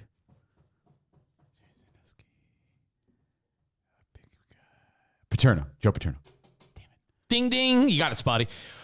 Jeremy Lin It's like Al Pacino. played No, for Joe what Paterno. team and caused what phenomenon? Jeremy Lin caused Linsanity for the Knicks. There you go. Spot. Nailing him. Honestly, one of my favorite things ever. I know. You There's still certain talk about things- it. There's certain things that I love. I loved Linsanity, man. I was so all about that. That shit was real. That shit was magic. It Lance really was. Armstrong was accused of cheating and doping after he won his 7th Tour de France. Tour de France. Tour de France. He also has one testicle. Who was the racist Clippers owner who was ousted after video and audio came out? Oh, with the voicemails and the girlfriend. That was recently, though. And That was in the 2010s. That's 2010s? and what was his name?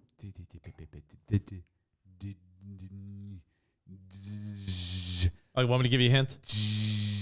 It's like that silver. I'm rocking It right starts with a D. I know it starts with a D. Do you know? Sterling, right? Yeah, Donald Sterling. Oh, see, it starts with a D. There you go. I knew it was like. And I'll give you one more spot. Go ahead. When the Cubbies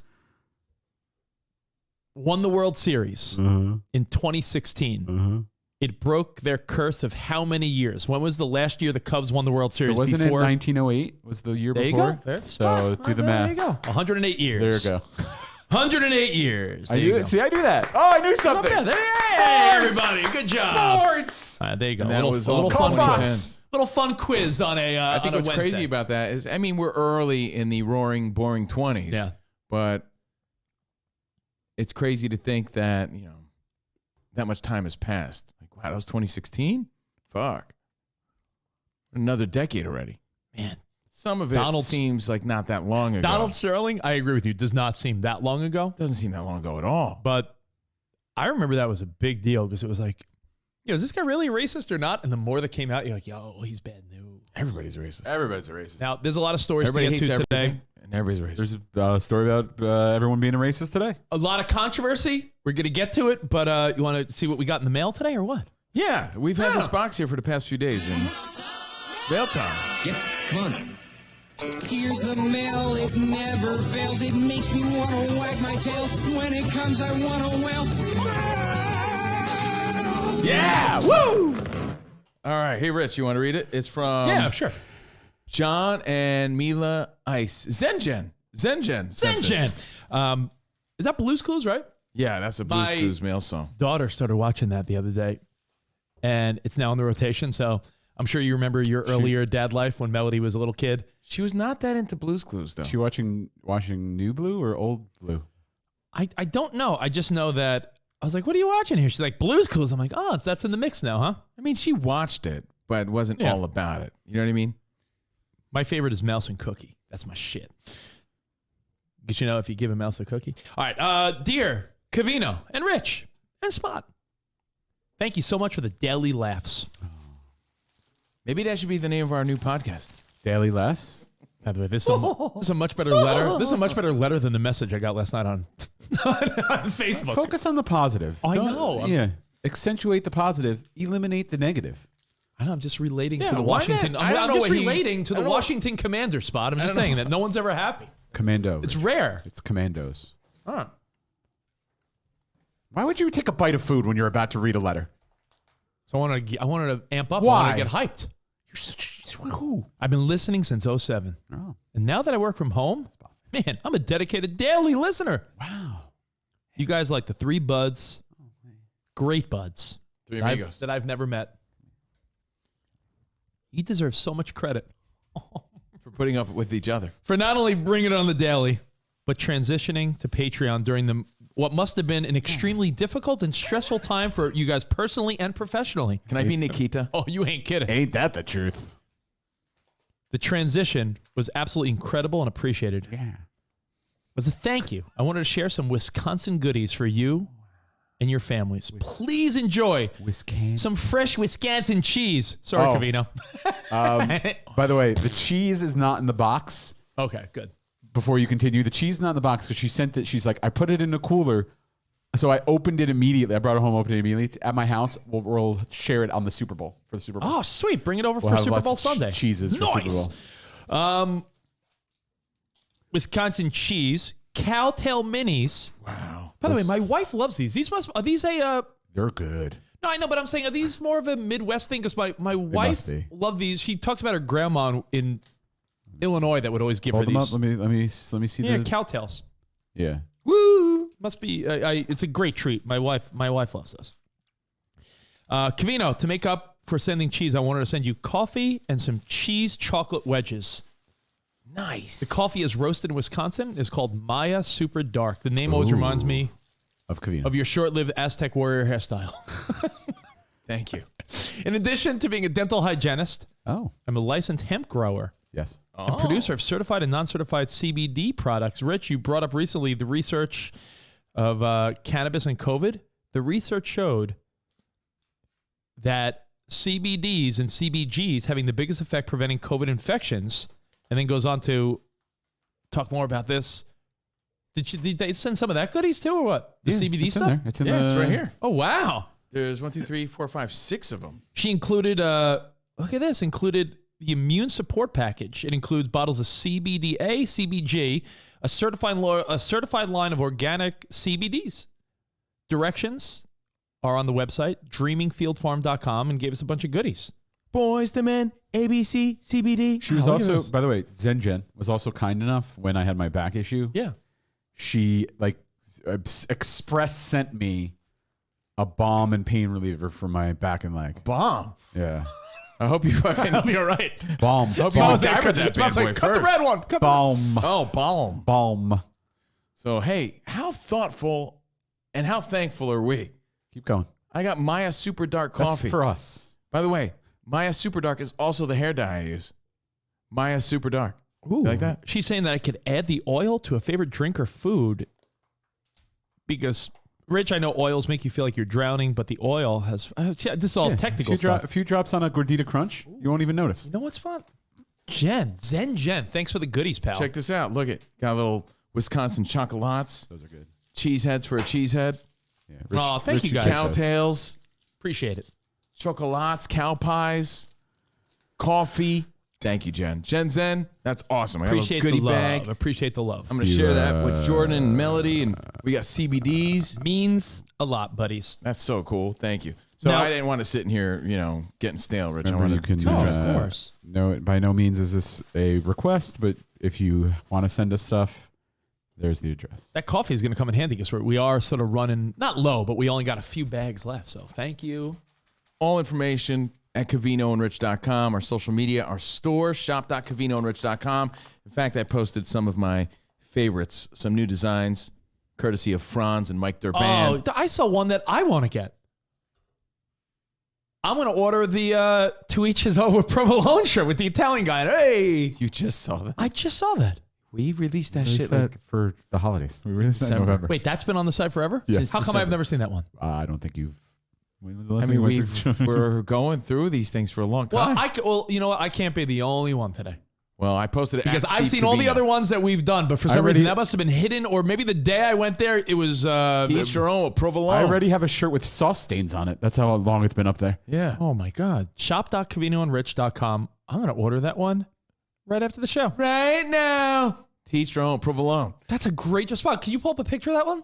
I think it's a great one. For tier 2, just take a look real quick. And then there's other shit we're going to get to today.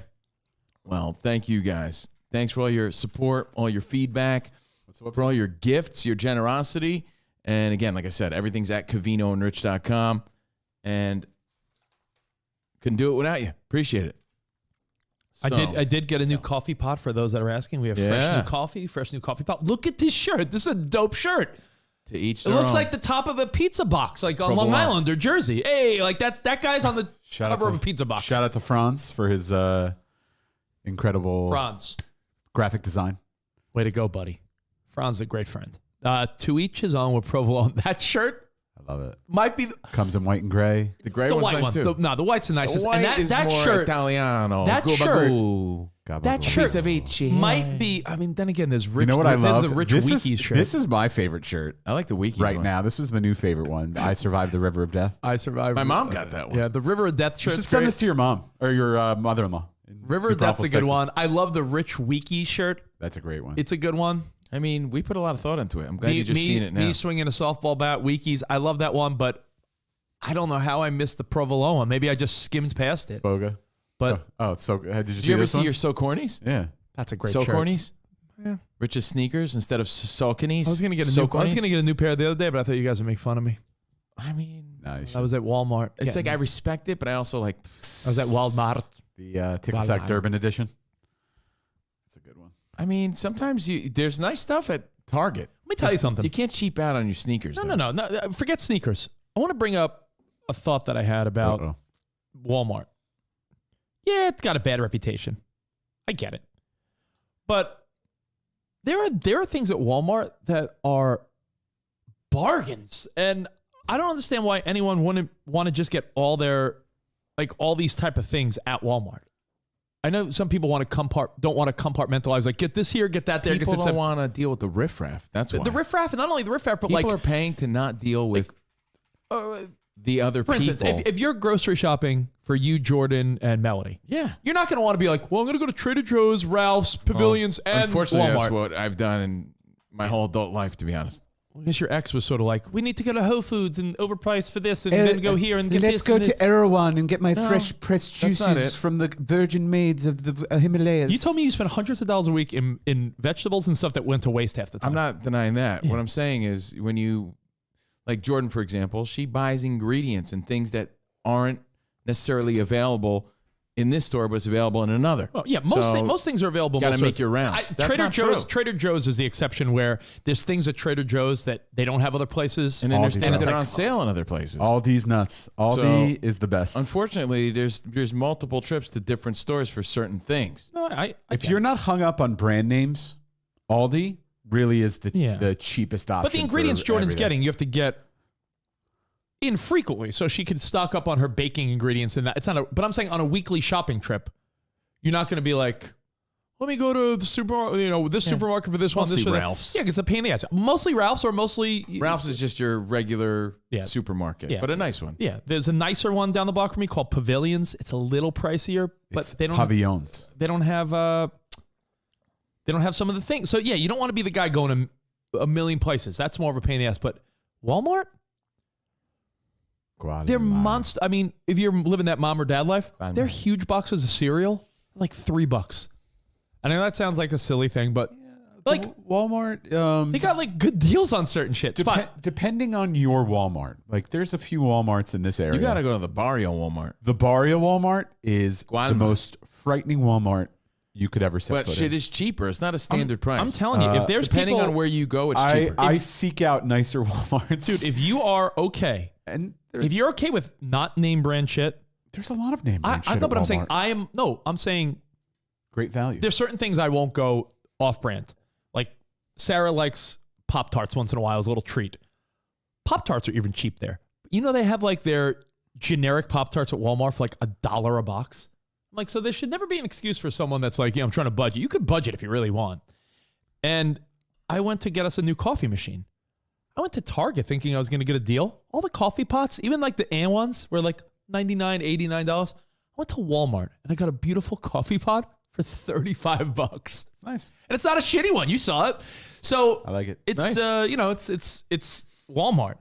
Walmart. Thumbs up. I know. I discovered Walmart at 40 years old. I get it. All right. Yeah, I go to one off like every other week. Walmart. And we hit Krispy Kreme. I just got my wiper blades at Walmart. By the way, guys, there's going to be a major discovery soon, so be prepared because Sarah and her mom split a Costco membership. So Sarah's like, we should do some Costco trips. I'm like, I think why not? I think Costco, the problem with that is you have kids. You end up buying, bulk is good when you have kids, but I think you buy shit you don't need. Like, oh look, a barrel of gummy bears. Like, do you really need a barrel of gummy bears? Look, a That's 1,000 Haribo ounce for you. a 1,000 ounce jug of ketchup. Oh, Sweet. look. Yeah, I know. All right. It's funny you say that though, because again, Costco is every 2-week trip for me, and it's just me, Melody, and Jordan. But we buy things that we need. What are you Walmart buying at Costco? I don't. Jordan does. Yeah. Well, actually, you know what? Most of the stuff I buy is from Costco. Keto to be snacks? honest, yeah, a lot of stuff. I buy there. you like your Gets his bars. bars. But Costco, I go in and I peruse. Walmart, I'm like, yeah, I'm gonna stay in the car.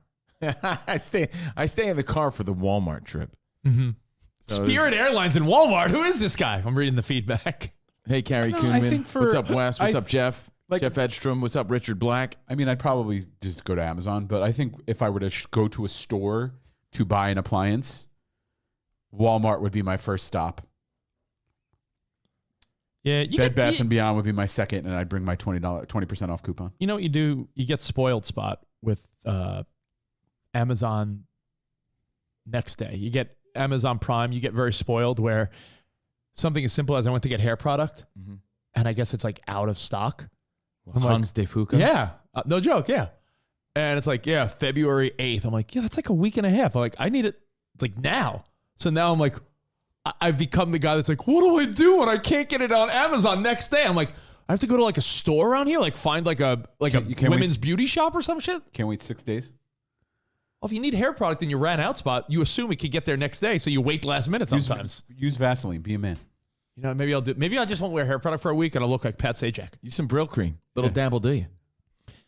Use Dep. It'll hold your hair in place. Rolando. Use LA Looks. The feedback we're getting says that the minute Costco enters the mix, that's $1,000 trip for Sarah. Sweet. Awesome. Great. I mean, you stock up.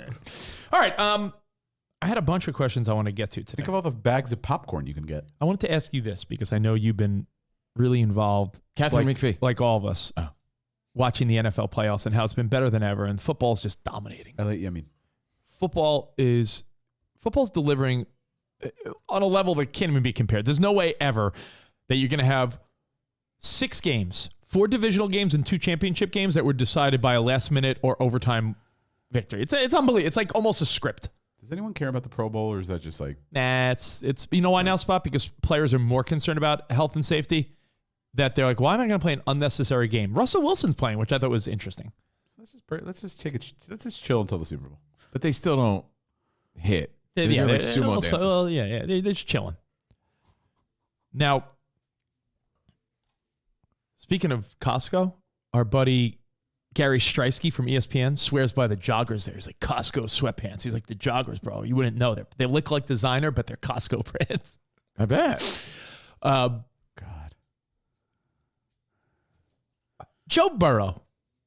We know him smoking cigars, and we know him being a cool dude, young kid. National championship 2 years ago. He's going to the Super Bowl in a week and a half. Only 2 other guys have won a national championship and a Super Bowl. You know them, right? The other 2 Joes. Namath and Montana. Wow. I was going to say Joe Mama. Oh. Blow. Way back Wednesday. Blow. Not Joe. Joe Blow. Joe Mama. Joe Namath, Joe Montana. You know Joe? The only 2 guys to ever win a national championship and a Super Bowl. So Joe Burrow could easily find himself on a pretty elite list. Here's the question. What's the name of that show you're watching? Is that throwback, like dating show?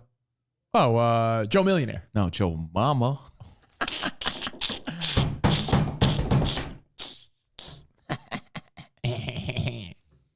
You think Joe Burrow is reading the room and deciding that he's going to lean into being like a pimp? Or do you think that's really him deep down inside? Like now everywhere he goes, he's showing up wearing like fur coats and glasses. Like, do you think he's like, yo, if this is the persona they want to give me, Joe Burr, and I'm cold, and I got ice in my veins, do you think he's leaning into it? Or do you think deep down inside that's really who he is? Or is he like, yo, this is an opportunity for me to make an image? Did you hear he got flack for when he was interviewed about his necklace? Oh, yeah. Why would he? I agree, Spot. He should not have got flack for this. Did you hear this? So one of the reporters asked him, are those real diamonds? And he's like, I make too much money for these to not be real.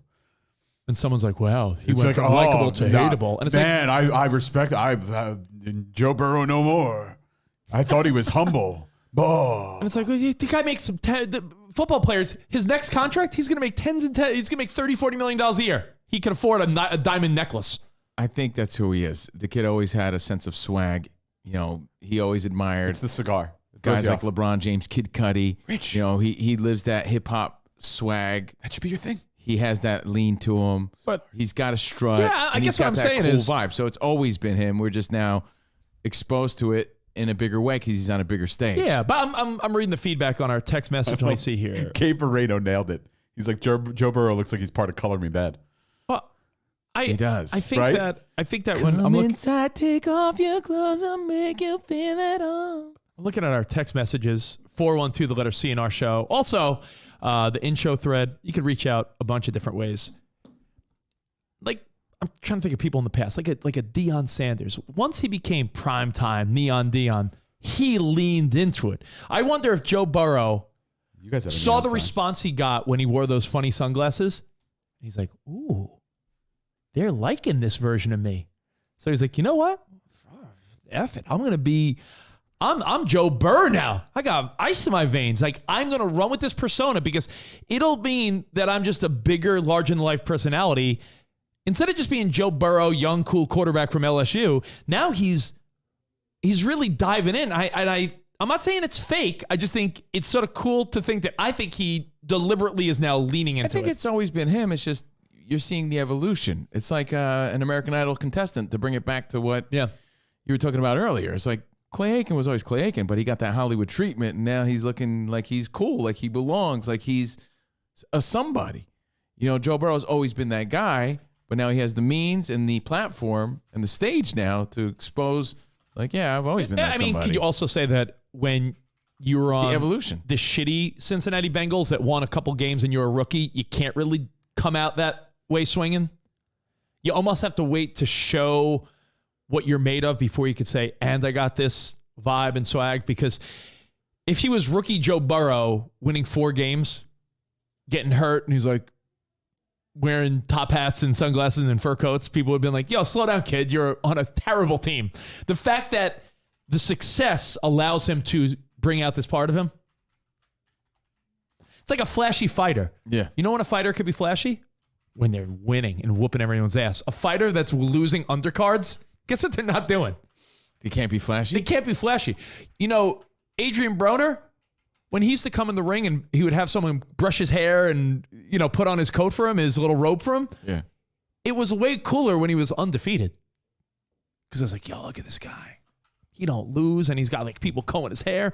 The minute you start losing a couple times, that is cool. How about the Macho Man? I don't mean Hector Macho Camacho. I mean Randy Savage? He's pretty flashy. Yeah, he was. He was pretty flashy. And people also pointing out Joe Burrow could very well be. You think that was really him or that was a gimmick? Randy Poffo. As you learn from these documentaries, what started out as gimmicks become the person. Yeah, exactly. You start out as a gimmick, and all of a sudden you really think you're the Red Rooster. I like it. You have one hand on the hip and then the other hand in the air. Is that what it is? Yeah, your one hand is. So you become that guy. And, I mean, I think that when you lose, always Joe Burrow.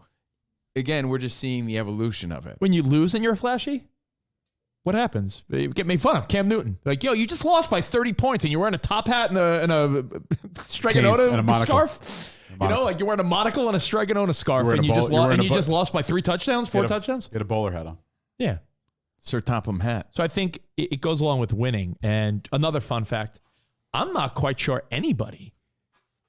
This might be a fun fact. I don't think anyone has ever won a Super Bowl, a national championship, and the Heisman, because Joe Montana never won the Heisman. And I mean, it's a simple check. If Joe Namath never won the Heisman, which I don't think he did, that would mean Burrow could be the first guy to be named the best college player of the year, Heisman Trophy, win a national championship, and win a Super Bowl.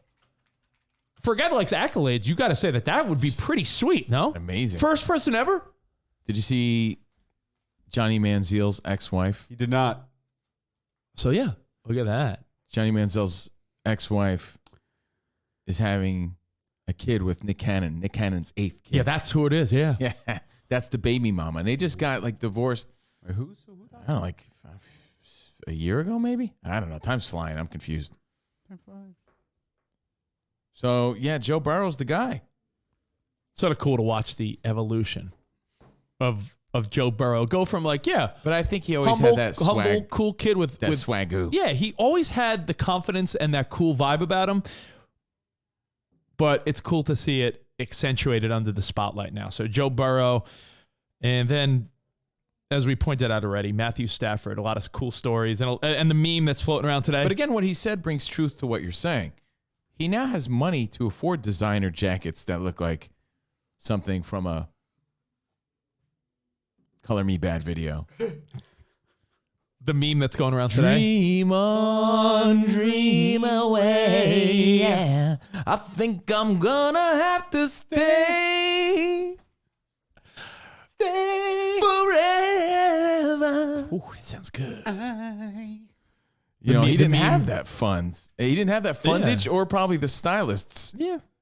You saw the meme floating around today, which is a little dig at Detroit Lions fans. It's like Matthew Stafford's starting in the Super Bowl and Eminem's doing halftime. The closest Detroit will ever get to the Super Bowl. And I'm like, Detroit. But it is funny, though. Speaking of Eminem and Detroit, Stafford. Kid Rock's in the news. Yeah, he wrote a song, Let's Go Brandon. Yeah. Really Let's leaning Go in. Brandon song. He's leaning into his demo.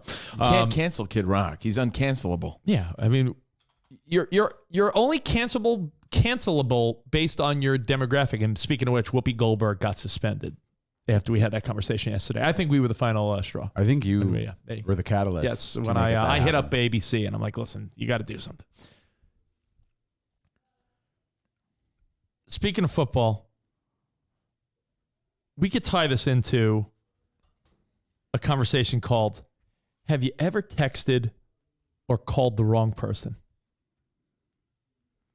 Because Bill Belichick Called this guy Ralph one time by mistake. Had a whoopsie daisy. Yeah. I mean, this happens to everybody. Again, bigger stages, right? We've all evolved. We've all changed. Yeah. Joe Burrow's on a bigger stage. We've all made this Bill Belichick mistake. I told you, Bill Belichick on a bigger stage. I've done it twice, and I sort of talked my way out of them both times because they weren't bad ones. They were, I told you, I called Gary Streisky to bring him up again, our ESPN buddy, when I meant to call a guy we work with at SiriusXM, Gary. Not Baba Booey, different Gary. And he's like, yo, what do I owe the pleasure, bro? And I'm like, I thought you were calling your stepdad Gary, wasn't? Hey, what's up? Oh, hey, Stepdad Gary. Stepdad Gary here. Man, I would have loved Stepdad Gary. But instead you called Gary Streisky. And then I small You meant talk. to call S Gary for Stepdad Gary, but you called Gary S by mistake. And I had to play it off. Had a good conversation, but I had to play it off like, yo, man, just say what's up. And then I told you recently, I called. That's weird, man. Did I bring this up in You the must air? have hung up the phone and been like, well, man, weird Rich Davis called me. Remember when Adam Sandler called Steve Buscemi? And Steve Buscemi was like, it's kind of how Gary probably reacted. Just called to say, hey.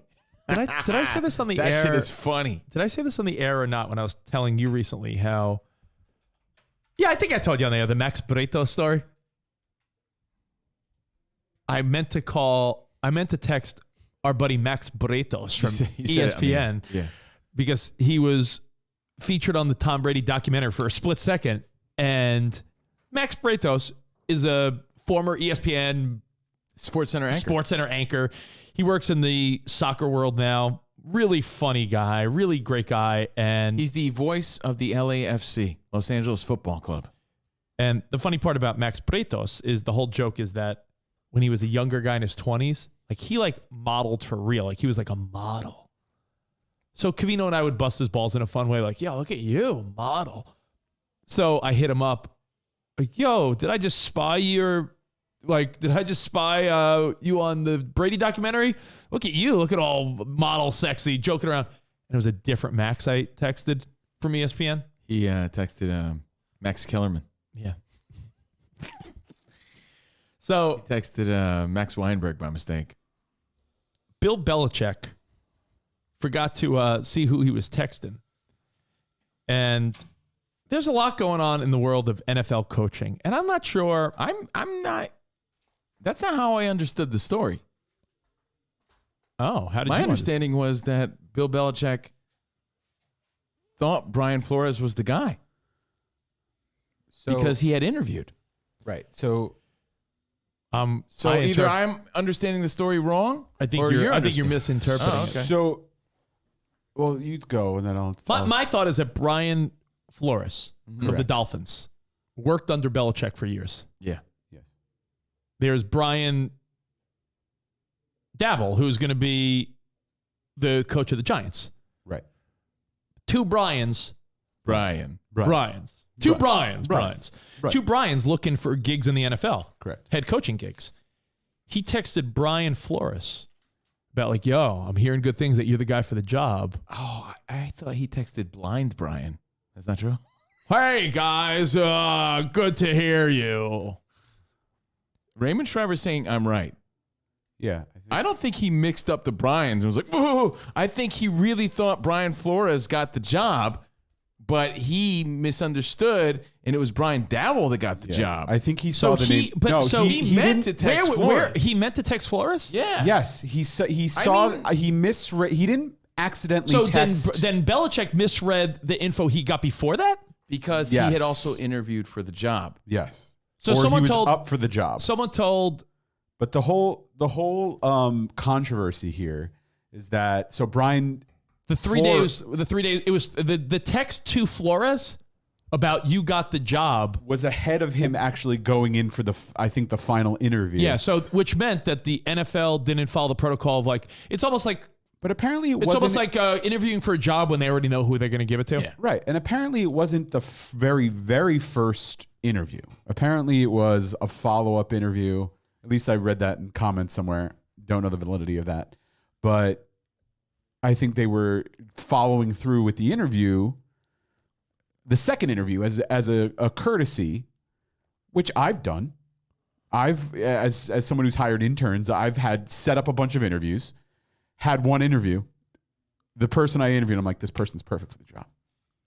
But I still do all the other interviews as a courtesy and as a just in case, but as a courtesy. So my understanding is, so Brian got the job, right? So Belichick's like, well, I'm going to congratulate him. Right. So he congratulates Brian Flores, right? And Brian Flores is like, are you sure? Wait a second. He's congratulating me. I didn't even have the interview. Which means, I didn't even have the interview yet, which means, they're giving it to the other Brian. Confusion on your Brian's bill. Are you sure this is the right Brian bill? Oh, wrong Brian? Or was it not? Well, anyway. maybe they said maybe Belichick heard, we're giving the job to Brian. And he's like, Brian? Great. So maybe in his mind, he thought Flores. In the other people, the rumor mill, it was Dabble, or however you say his name. But by texting Flores, it implied that the decision has been made. Therefore, not following protocol. Decision made before Flores even had his scheduled interview. Here's the text. I have the texts right here. Yeah, bring it up because I feel like it could be interpreted either way. But you guys are probably right if someone else broke it down better than I did. So Belichick is obviously start on the left. Yeah, Belichick is on the left. Sounds like you have landed. Congrats. I'm really happy for you. You can tell it in my smile. Then Flores responds, "Did you hear something I didn't hear? Giants. I interview on Thursday. I think I have a shot at it. Got it. I hear from Buffalo and New York Giants that you are their guy. Hope it works out. I want it to." If you wanted to. That's definitely what I want. I hope you're right. Thank you. Coach, are you talking to Brian Flores or Brian Dabble? Just making sure. Sorry. I fucked this up. I double-checked and misread the text. I think they're naming Dabble. Sorry about that. So Belichick knew he was texting. All right, so here's that. He knew he was texting Flores, but Bill Belichick misinterpreted the previous text that he got from someone else about which Brian. Yes, that's the way I understood it. I could be wrong. That's how I interpreted it. Someone's saying, and Spot and I were discussing it before the show started. We both sort of understood it. Did Belichick do this on purpose because he likes Flores and he's trying to bring light to it? Well, now, as the story goes, Flores has the receipts saying, hey, the NFL didn't follow protocol here. Yeah. And he's also saying the Dolphins, who just fired him, incentivized him to lose on purpose, which they're denying, right? Also said that he went to interview for the Denver Broncos head coaching job in 2019, and John Elway and the executive showed up hungover, late for the meeting. They're denying it, saying, no, it was a scheduled meeting. We talked to this guy for 3.5 hours. It's bullshit. So it's a he said, she said a couple times, but Flores has the receipts. The problem is that Flores found out that he didn't get the job before he even interviewed for the job, which is breaking the protocol. But I always have this question when it comes to not just football. You could have said breaking the law. Breaking the law. Just because Judas Priest is nominated for the Rock and Roll Hall of Fame. I'll talk about that later. Dolphins are in hot water here, but I've always had this thought. I've always had this thought. When you run a company or an organization, you want to be fair and you want to give people the opportunity to get a job or apply for a job. Fairness, sex, age, gender, ethnicity, I get that. I'm 100% understanding of that. But in a specific case, like, I'm going to name specific industry, Spot, because you're going to want, if you're a music producer, you may want someone's sound. If you're a coach, you may say, you know what, we want Jim Harbaugh's system in here. If you're a radio host or a company, if you're iHeart or SiriusXM or Spotify, you might say, we want that person. So where's the line between we want that person versus we have to do the fair and right thing? Like, let's say a company, let's say the Bills. I'm just pick a team. Let's say the Minnesota Vikings say, you know what we want more than anything? That Jim Harbaugh almost abrasive fire to light a fire under this team's ass. Mm-hmm. We want Jim Harbaugh. Isn't it even more insulting to then interview other people knowing what you want? And is there something wrong? No, but is there something wrong with knowing what you want also? John Mara, I always say it wrong. I think Mara or Mara? John Mara. Mara. Oh, now you got me. Right. I mean, we had his daughter on the show. Yeah. John Mara, you know, and this could be damage control. This could be them backpack. Who knows? Do we know what goes on behind the scenes? Is this all speculation? Yes. Do we automatically assume it's bad? Yes. Is it bad? You never know. That being said, they said that they needed something about the more defensive, a coach who dealt with more defensive, the defensive side of things, and the Dabble was the guy. So it made more sense. Let me pull up the actual quote. Yeah, he dabbled in so I don't sound like an ass clown. Defensive coordinator world. Now, 57% of the league is African American. So more than half of the NFL players are black. And as of right now, what do you got? One black head coach? Yeah. And that's something they've tried to improve. All right. I'm just curious as to how do you solve something while still allowing an organization to pick who they want? And if you interview people and say, yeah, they're just not really fitting in with the vibe of what I want, I just feel like it's such a gray area. They're saying Dabble's an offensive-minded coach. So I got it wrong. Yeah. An offensive-minded coach, unlike Flores, and the Giants desperately wanted to fix quarterback Daniel Jones, or at least truly know that he stinks. And Dabble had already strong working relationship with Schoen. Flores, meanwhile, just got fired by the Dolphins, and he feuded with GM Chris Greer. Those are the reasons Giants picked Dabble over Flores, co-owner John Maris said on Monday. Well, black coaches being overlooked is not a new story. Yeah, right? they made the Rooney Rule for this. I'm just wondering where that line is, because Flores did a great job, and he'll land. Many people think he'll be the coach of the Saints, or he'll land somewhere this year. There have been white coaches that have been failures. There have been black coaches that have been failures. I just wonder how do you enforce a rule like this? And if it's a rule, shouldn't the most qualified guy get the job? And a lot of times that is probably the black coach. I just feel like, how can you ever prove any of this? I mean, how could you? It's hard to prove. It's hard. This is how business is done. And if, you know, the thing working for Flores is that, let's be honest, it's a little white leading in the NFL. You know? All the coaches are white. Exactly. So, you know, does he have a case? At face value, no. On a bigger issue, yes. But that's not how things like this work. So yeah, the only way to do this fairly is to not have anybody in mind, you know, and bring in a whole room of qualified candidates and pick. Business is business, and you would argue deserves it, but most of the time you're going to have somebody in mind because you're a human. You would argue, and you're thinking that you're thinking, well, who is the best guy for the job? I like that guy, but you have to follow this protocol. There's going to be traits, and we can't deny that there's going to be traits of people that you want as a coach. Black, white, old, young. You're going to want traits. Like, you think, like, sometimes you're like, hey, like, how does a guy like Vic Fangio keep getting jobs? Or how does this guy keep getting jobs? They're probably really good at what they do. Or someone might say, well, they just click with the other white owners. I just wonder, how do you force someone to hire someone they don't want to hire? Yeah, like what are you going to be like? So Kevin Bush in the comments here, he says he's recruited for jobs where the hiring manager already knew who they wanted to hire. So they hired them, and it's generally people that the hiring manager knows. Like if we were hiring someone for the show, like you can get recommendations from all over the place. You can get qualified candidates. But if in your mind you're like, I want to bring in someone that I worked with at this other company, like we worked well together, I'm going to bring them in. Doesn't matter if they're more or less qualified. It's just almost easier because you know them. Eric Bieniemy is the name that was always on top of the list of being overlooked. Like, how is this guy? Hey, how is this guy not a head coach? This story. So, like I said, this isn't anything new, and Eric Bieniemy is probably the guy that's more overlooked than anybody. And you know what the answer to that will always be?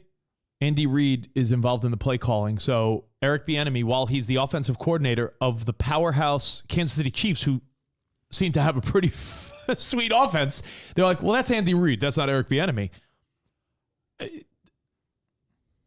You know, I'm looking at our feedback on the text message on the in-show. You can't enforce the Rooney Rule. It's never going to help black coaches. It was sort of a joke to begin with. I agree with that statement. All teams are just going to bring in people to satisfy the quote-unquote rule. Was this that? Maybe. Well, yeah. But it seems that way. But no, absolutely. But like you said, the whole point. The burden of proof is difficult here because it really, even if they had someone in mind, it's. But how are you going to force someone to hire someone? To me, it's business. To me, that's how business is done. Think about this. You know, Spot even said on the smallest of levels, hiring interns. Hiring an intern, right? You bring people in with no, I want that guy, right? Yeah. Let's say the first guy he interviews, I love this guy. I'm already in his mind, I'm hiring this guy. But now he has to fulfill the rest, knowing that they're not. I'm already made up my mind on the first guy, but I have to fulfill my obligation here. Like, that's does that make it does that make it wrong? I'll tell you how what are you supposed to do? My hiring process worked, especially in like the past couple years when I had a job. The new system is for at SiriusXM. All candidates now submit videos and like answers to questions on video. So you're kind of getting a feel for how they are, how they deliver questions, how they respond, and you see how they talk. And you can tell a lot about someone from the way they speak and their body language up front. That's the first impression that you're getting. Mm-hmm. So you're not just looking at a resume. You're not just looking at a piece of paper anymore. You see the person. So you kind of have a gauge of them. But you also do look at the paper and you say, okay, they have these skills, and I think of that as the person who's behind the scenes. But at the end of the day, let's say I bring in the person I think appears most qualified, and then I sit with them and they're really personable and they're laughing, or they watch the show and they're like, oh my God, they're laughing at the guys. This is great. That might change my opinion versus someone on paper that I thought was great. So it doesn't, but I'm still going to hear out the person that I thought was great on paper. You already made the appointment. Because I've made the appointment. And you have to fulfill. And I want to confirm, sort of and honestly, quota. I want to confirm my decision as well. It doesn't make it right. It just makes it real. Yeah, but how could you deny the instincts any HR person gets if you're interviewing 3 people for the new sales job, a young woman, a 40-year-old black guy, and a 30-year-old white guy, man, woman, black, white, different ethnicities, right, and a 50-year-old Asian woman. Take out all the ethnicity and sex and everything. You sit down with someone, and let's say the first person that sits down is the 30-year-old black woman, and you get a great vibe, like, yo, she's going to be perfect for the job. You now have to meaninglessly sit through the meeting with the old white guy, the Asian woman, this and that. So take out all that. If you get a vibe of someone, so we've had interns if they already made to piece it back to the original story, if they already made their mind up on Brian Daboll, they still had to fulfill their obligation to meet with Brian Flores. Could he change their mind? Yeah, it's possible. But it seemed like they had their mind made up. I want to know from Bill Belichick spilled the tea. Right. By accident. And like I said, it confirms my decision if I then go on to interview the person, even if I've chosen someone already. If I go on to interview the person that I also had in mind, and they just don't work for me, then I know. Again, doesn't make it right. Makes it real, though. You know? It's real life we live in. I have 2 questions. Let's be honest, you can do, even if they said to this other guy, if he didn't sign a contract, they're like, you're the guy. But then they interviewed Flores. And by the way, this would be an understandable story and an understandable mistake if we didn't already have this this elephant in the room of we're not hiring black coaches, not hiring enough. There's plenty of qualified black coaches. We're not hiring them.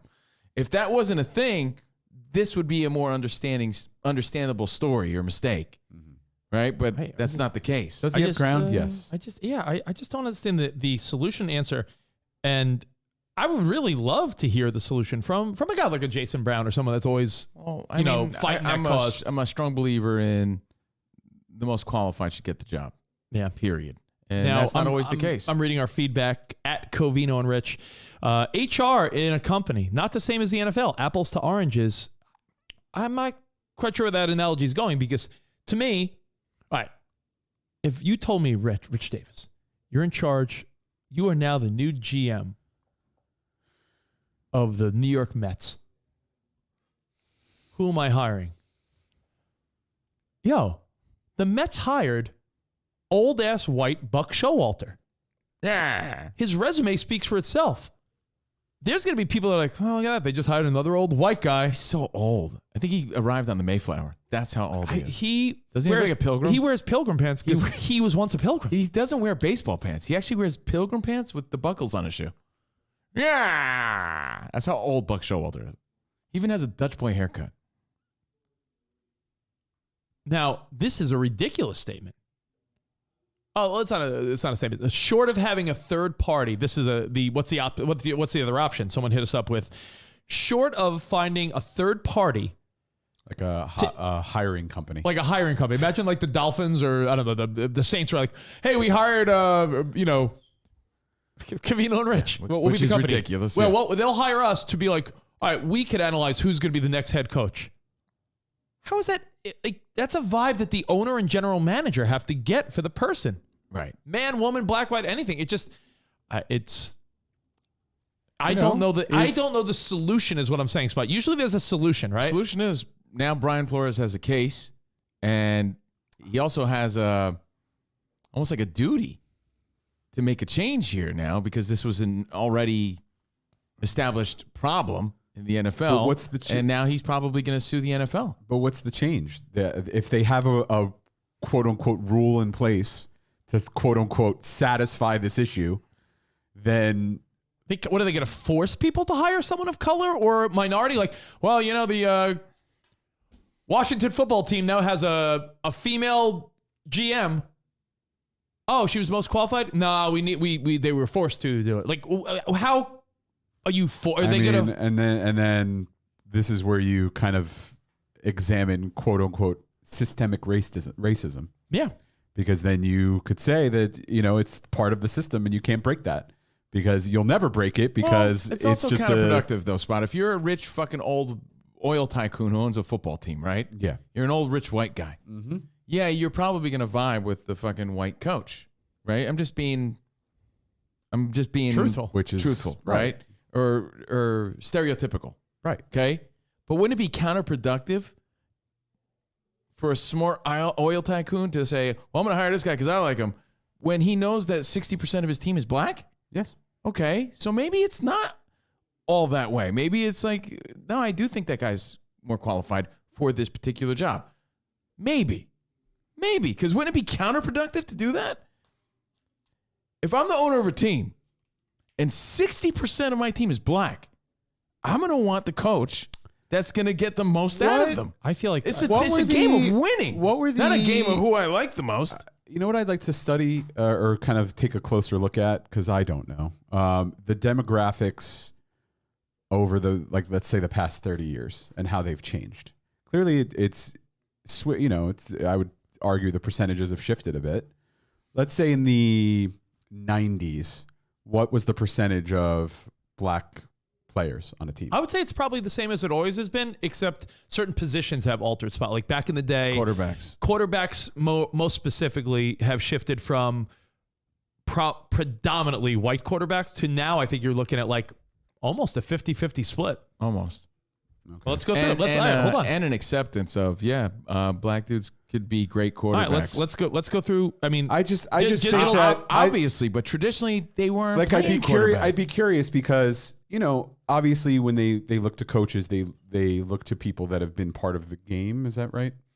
No, not necessarily. For the most part, yeah, 90% of them. They have a So great knowledge maybe of the it's game. just taking a while for the demographics, because it's going to take a bit, because you usually look to people that were part of the game. Yeah. So the demographics of, let's say, 10 to 15, 20 years ago are catching up to now where eventually it'll start to phase into the upper echelon. Also, which is as people move up. It takes a little bit of time. Yeah, but also and black quarterbacks is a great example of that. Also look, though, at what percentage of the candidates are it's what? trickling up. It's trickling up, if that makes sense.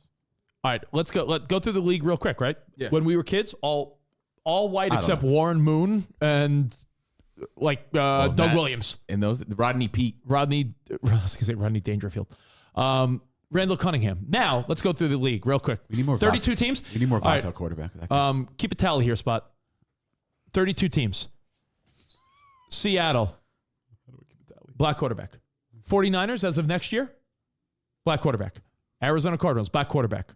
Rams, white. So are you keeping a tally? Yeah. Some of three these to guys one. are mixed just for the sake of conversation. All right, so people of color. I'll say people of color. Hold on. People of color versus white, okay? 3-1 so far. Carolina, Cam Newton, person of color. Atlanta, white. New Orleans, white. Tampa, white. Detroit, white. Chicago, black. Minnesota, white. Green Bay, white. Giants, white. Redskins, white. Philadelphia, black. Dallas, black. That's the NFC. What do we have there? 16 teams. I think it's 9 to 7. 7 black. 7 coaches? black. Well, think about it. Quarterbacks, I mean. It was like there was three growing up. 3 in Really 20 years one. of our childhood. Like Warren Moon That's was enough. like That's enough. I That's know. fine. No, AFC. We have 16 more just to play. Fine. Just see how split it is. Denver, black. Chargers, white. Raiders, white. Kansas City, black. 2-2. Jacksonville, white. Houston had a backup, but it was Deshaun Watson, so you could say black. Indianapolis, white. Tennessee, white. Baltimore, black. Cleveland, white. Pittsburgh, white. Cincinnati, white. Jets, white. Miami, black. Person of color. New England, white. Buffalo, white. So you're looking at like That's a little, you're looking at like 60-40. Yeah. White, black, or white person of color quarterback. When we were a kid, it was so it's evolution perhaps. Jameis Winston, I missed one of the black quarterbacks. Jason Brown was on hold, so I'm sure he'll call back. Okay. But what I'm saying is, I just wonder how you fix this, because there are so many great coordinators and coaches of color. Why they don't get the coaching jobs, I don't know. I think. And how do you force it? You can't force someone. If you're a millionaire tycoon. Well, the obvious answer is forcing them? No. There might be some sort of racist bias there, right? But then you have to think to yourself, this is a game of winning. But you really aren't. Right? So you're going to put your fucking... But I will say this, part of hiring a manager, let's say, I know a coach is a form of a manager. Yeah. Part of hiring a manager in any company is considering the team that they will be overseeing. And I think considering the demographic of the team that they're overseeing should kind of play a role in how you choose a manager. Agreed. If you're dealing, let's say you work at a company and your team is mostly women, are you going to hire a misogynistic dude? But that's what I'm saying. Or are you going to hire a woman? You really think that's not factored in the decision? Well, they're saying it's clearly not, and perhaps it should for be. Like, a team that's 60 to 70%. Spot baseball's a good example. Spot baseball's a good example because a lot of teams have started to lean towards, well, maybe we should hire some younger Latino coach because Dominicans. Because baseball's so Latino heavy that perhaps an old white guy can't connect. But I think that like also that goes back to what I said. I think the demographics are still catching up to today's game. So you're dealing with older players where the demographics were different 20 years ago. It's trickling up to the management positions because if you keep hiring old players that were all white, eventually all your old players will be Dominicans and they'll be in the positions. So it's just taking a while. Look at I'm sorry. Does that make sense? I don't want it to sound. I think you're making a little sense. I don't want it to sound. But I think insensitive or politically incorrect. What you're saying is, I just think you're saying if a lot of coaches are former players, the demographics of the management are delayed compared to the demographics of the team. Yeah, it's like an evolution. It could be. Now, when you look at what it takes to be a head coach in the Jason's NFL, back on hold, by the way. when you look at what it takes to be a coach in the NFL, not that we were unaware of this, but I don't know if everyone is aware that it's not like, hey, you go to a job interview, it's like 10 minutes, like, hey, what's your goals? All right, thanks for coming in. They have like weekend seminars with these guys. Like, hey, you're going to sit with this guy for 3 hours. You're going to sit with this guy for 3 hours. Like, these are not little interviews. These are like, hey, you're going to lead our franchise and we're going to pay you millions of dollars to do it. This is not a simple like 20-minute interview. Oh yeah, at 11 o'clock on Tuesday for a half hour. This is spend the week, go out to dinners, meet some of the players, to see the facility, like really dive in. So I don't know, man. I don't know if there is a solution, but I think we could leave it at that. Let's hear from Jason, and then we'll go over some news on a Covino and Rich Wednesday show. What's up, Jason? Yo, what's up, fellas? How y'all doing? Jason, I wonder how you find a solution to what the issue is here. Yeah, so I think there's a bit of a disconnect, because I think there are some people who don't actually believe there is a problem, right? There are some people who don't believe there's a problem because a situation like this would never affect them, right? These are people that would, if they were to, and it wouldn't affect them, or at least they feel as though they would get more of a fair chance, right? Because they have a more equal playing field. And this is a conversation that we really don't want to have this conversation, right? We don't want to have this conversation because we don't want to believe that this is something that would actually exist, right? In a sport where we are told is a meritocracy, right? We're told that you compete, you get your job based off of your merit, what you do, your performance, this and that and the third. But history has shown that that's not necessarily the case, because, like, for example, Tony Dungy, right? Tony Dungy went to the NFC Championship game. The next year, if I'm not mistaken, he went to the playoffs. He got fired, right? He got fired. He got let go. There's so many other examples of coaches that it appears as if you get one shot. You get one shot to succeed, one shot to fail, and you're out, right? Now, there are other coaches. What's a guy from Detroit, right? Matt Patricia, right? Who had like years of just 2-win seasons and just kept going and going and going and going. So these things don't appear fair, right? And so I think the solution, unfortunately, me as a person who would potentially be on the receiving end of this, I don't have a solution. I don't know, because I would hire the best person, regardless of what they look like, right? But there are other people who would not necessarily do this. So I think the solution should be on them to come up with a way to say, okay, hey, look, what can we do to make sure that we give everybody the most fair shot? Is it a matter of, hey, look, on an application, we don't see anybody's names, we just see the resume, right? And then pick the best resume, right? That's one solution, right? But within, in football and sports, and that's a completely different, it's a completely different arena. And I think there needs to be, I think at the end of the day, people have to want to do something different. If you don't want to do something different, you're never going to find a solution. Now, if I want to make a change, are we also playing a numbers game, though? Wait. Hold on. Think about the evolution of basketball and the lag of the evolution that we discussed before, right, Spot? There was less black men probably trying to play quarterback at that level. And now we've come to realize that, that makes no sense, and black people are playing quarterback all the time. Maybe there's less black men that are coaching than goofy fucking white guys. And maybe in 5 to 10 years, we're going to see the evolution of like, lag. More black coaches will enter naturally, opposed to. I'm saying maybe, because here's why. You said something really interesting, Jason, and I agree. This is what I was trying to express before. It doesn't appear to be fair. I agree with you, right? The Dungy example is a great one. It doesn't appear to be fair. But isn't it counterproductive for a game of winning to hire a guy that's not going to relate to the 60% black team that he has? I think Flores is a great example, because I think, I'm not saying he shouldn't have said anything, but I think if this story wasn't Flores coming out with all the stuff, I think he would have immediately found another job because he was good. Right, and that would have been a great step, Jason. Again, because Bieniemy was the prime example of he's got to be another next good in example line. for you guys, though. But go ahead. Like Josh McDaniel just got rehired, but he had a 10-year break from coaching because he said he wasn't ready the last time.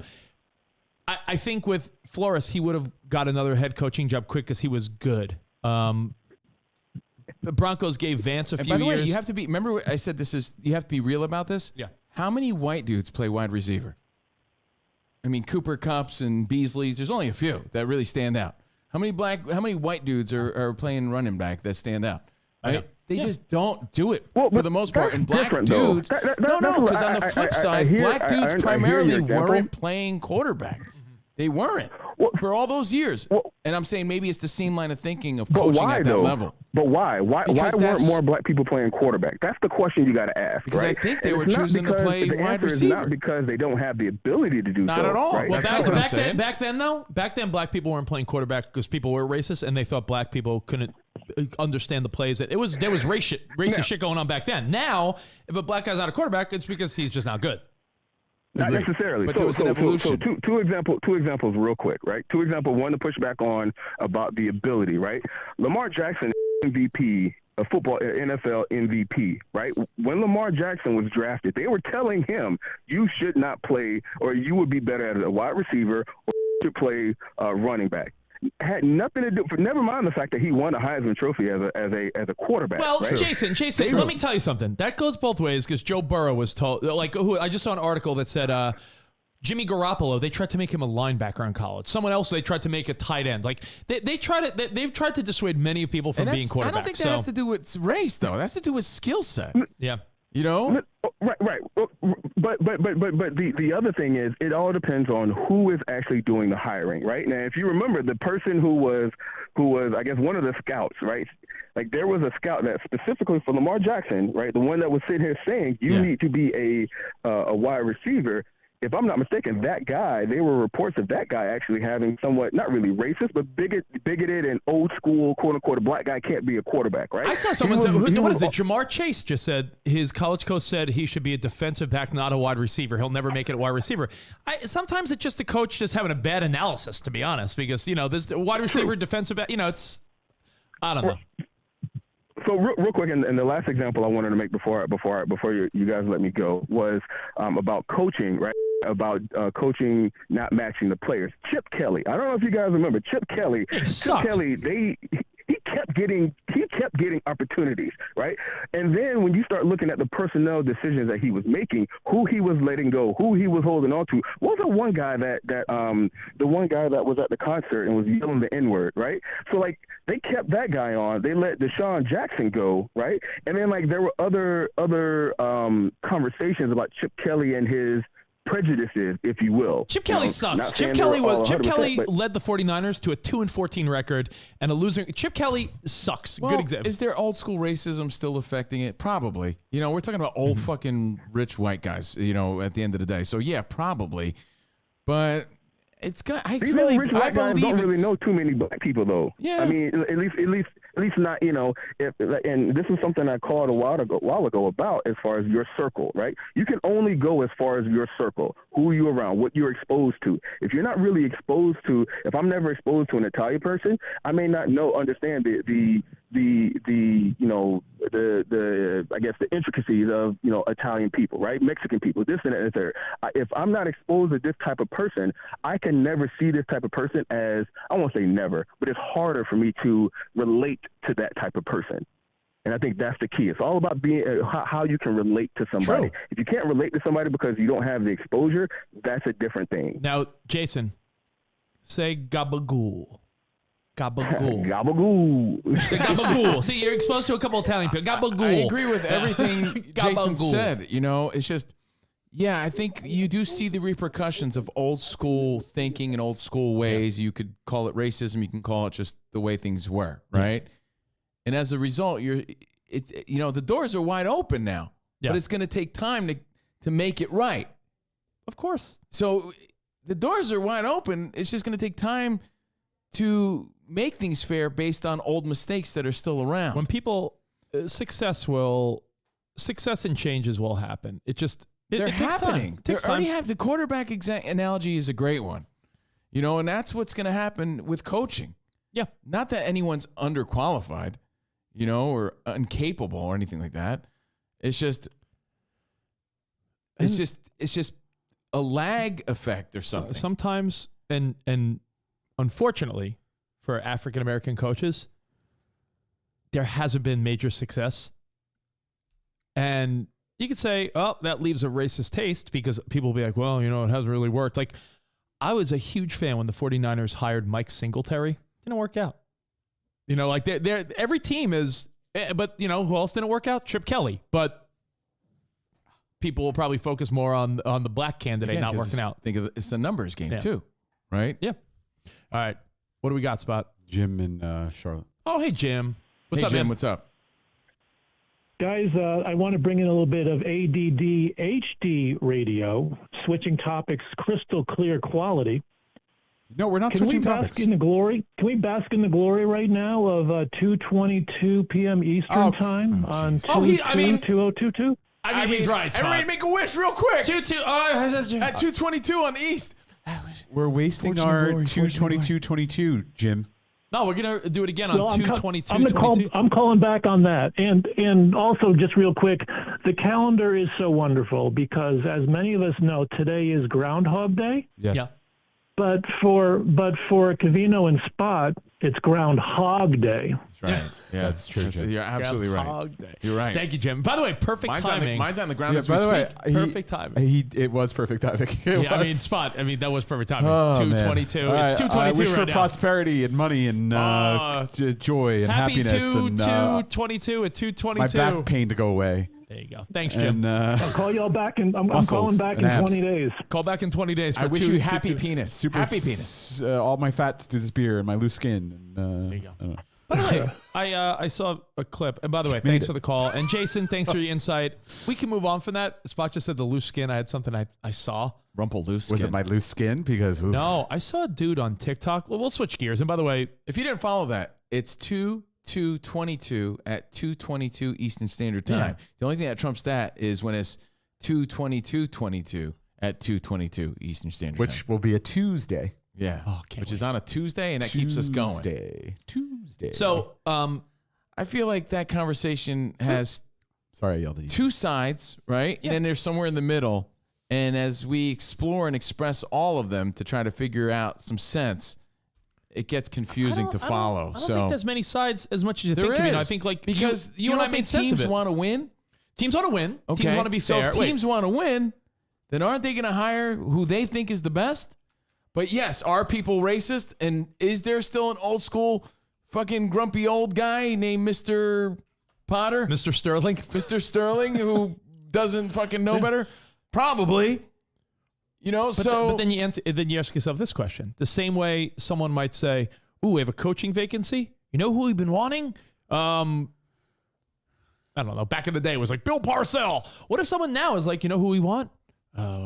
Desperately, based on his success in, think about it, based on his success in, pick a team, the offensive coordinator for whatever team, we want them. They were Dan Quinn. We wanted him because he was great on this team. If you have your eye on someone, I'm just saying the process also of the interview is unrealistic. When we needed a new producer,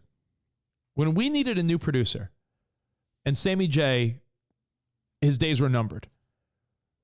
We knew we wanted Spot, but technically, for legal reasons, we had to. And optics. We had to. You have to put the job posting up, and you hired other people, or you interviewed other people. We had to interview other people. You didn't have to. You did. We did, and the reality was, if you know who you want, is the charade insulting, or is it part of the game? Or is it part of just life? Like, we knew we wanted Spot as our producer. This show could have been TJ the DJ presents Covino Rich. Be a charade. We interviewed two or three other people. Not being real. Two that I never heard of. One guy that came as a recommendation in Spot. But I don't remember anyone. Because I did it.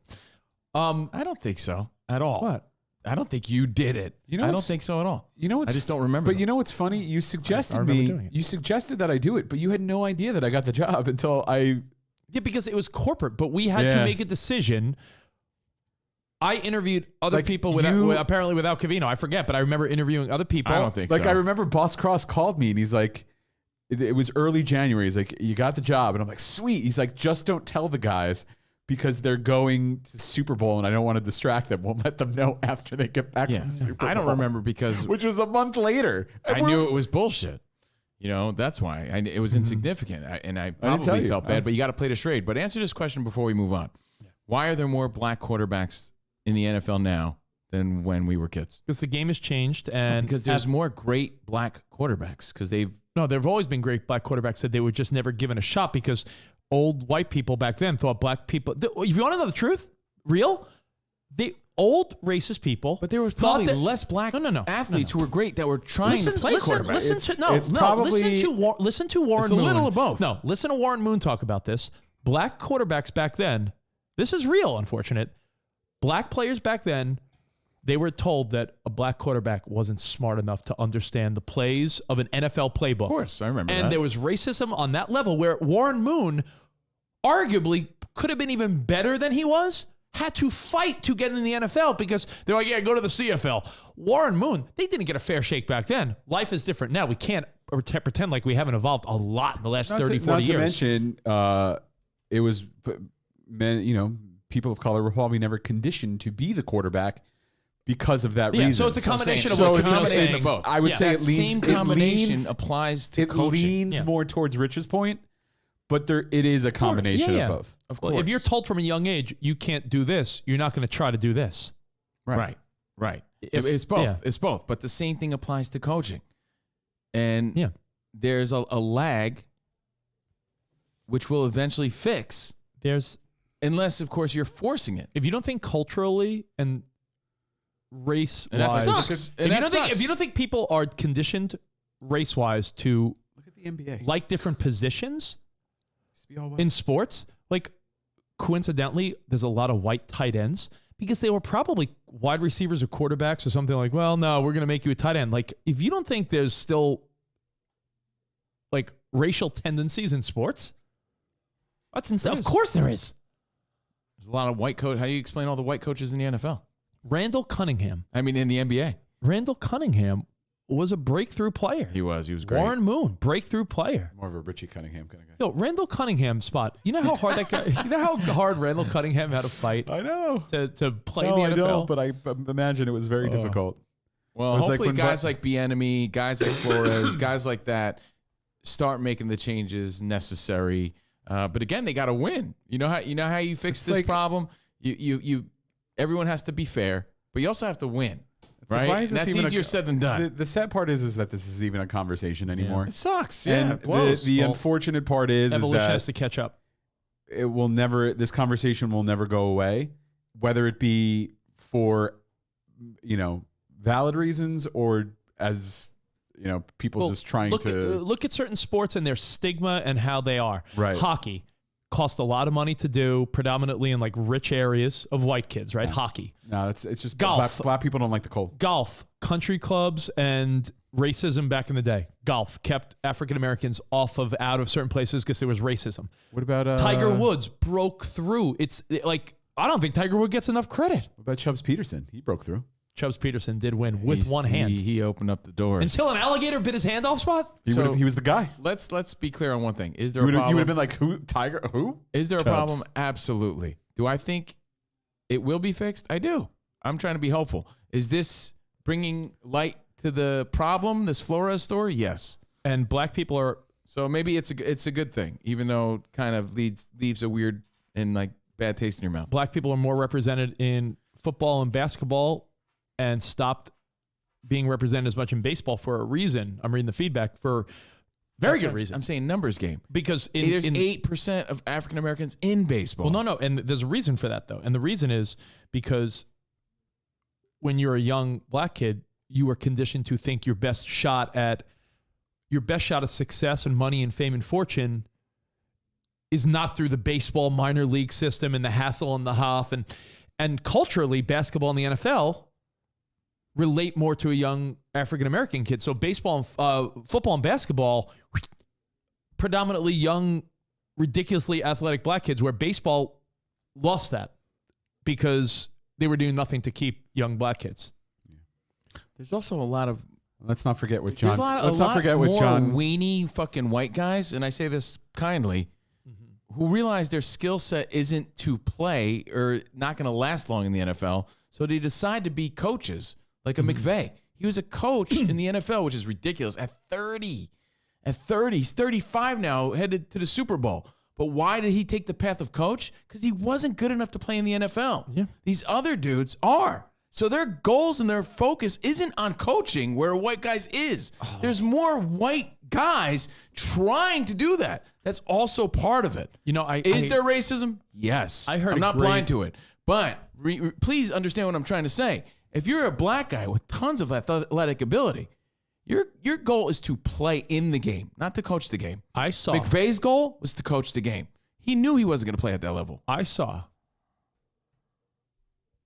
or heard possibly one of the coolest thoughts in the world of sports. To wrap this up, and then we'll go over a couple news alerts and get the hell out of here. Oh, we have to be on some kid's podcast today, right? Oh yeah. So let's wrap up. Like right now. Yeah. You know what?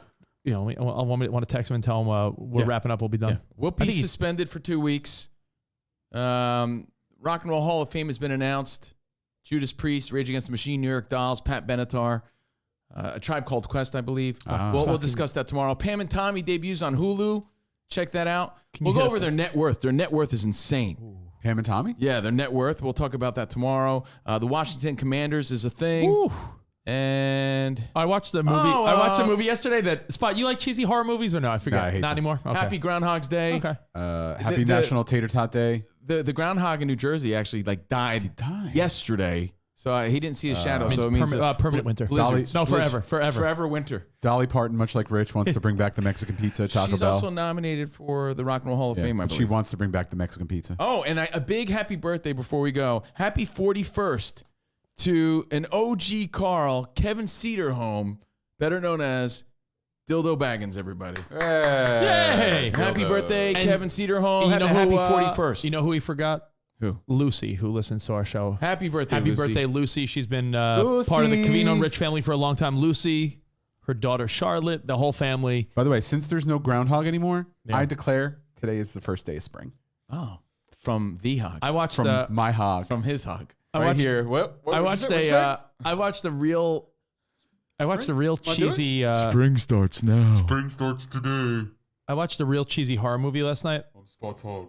That I'll recommend to those that like cheesy horror movies. It's called The Countdown or Countdown. No, we're good. All right, so that's a show. I'm just kidding. Spot, look up this actress because I love her. She's in like 3 things I've watched. Yeah, she's in Average Joe. I'm sorry, not Anna Average Joe. de Armas. No, she's no Anna de Armas. She is in Ordinary Joe, which I watch. Elizabeth Vale. Elizabeth Lale. She was in that movie. Was she on Manfest? No, Rich was. No, Elizabeth Lale. Oh, I know who this chick Elizabeth is. Lale was. She's the main girl in You. No. Yes, she was on you, Spot. I was getting to that. I was in the middle of telling you. She was. Well, spit it out then. Yeah, bro. You're like all right. She was in a couple shows. All right. You asked me where she was from, and I told you, and you yelled at me for saying. I didn't tell you to look it up. I knew. No, you Elizabeth said, Lale. Look up. You to show people a picture of her. You actually said, look this. Yeah, girl look up her and up. tell me. No, I didn't say tell me. Whatever. Elizabeth Lale was in season 1 of You. She was Joe Goldberg's love interest. I totally forgot that. She was on that whole season. She played Beck. She played. No, not Beck. What is it? Gwevel? Yeah, she was like, soy un What was Beck's real name? It was like Gwendolyn. Jeff Beck. But Elizabeth Lale is in Ordinary Joe, and she's in this movie called The Countdown, and she was in You as Guinevere. She's Genevieve? She's a great actress, Guinevere. Genevieve? No, she's really good, but it's a really cheesy movie called The Countdown, and the concept is weird though. It's an app on your phone that you could tell, it tells you when you're going to die, like 58 years, 12 days, and this, or like, and then some people like 3 days, and like people would die. It's like a cheesy horror movie, but I thought it was entertaining enough for an hour and a half. I saw a cool thought to wrap up that sports conversation before we get out of here.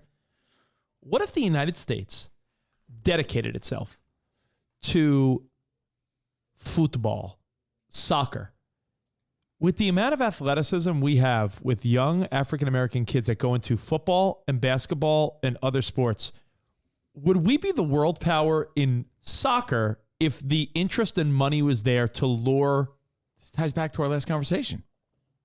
it's not going to happen overnight. No. There's a lag. No. But what I'm saying is, there's an evolution. Someone said, if take away those sports, like picture the most athletic, black, white, any ethnicity, but think about all our elite athletes.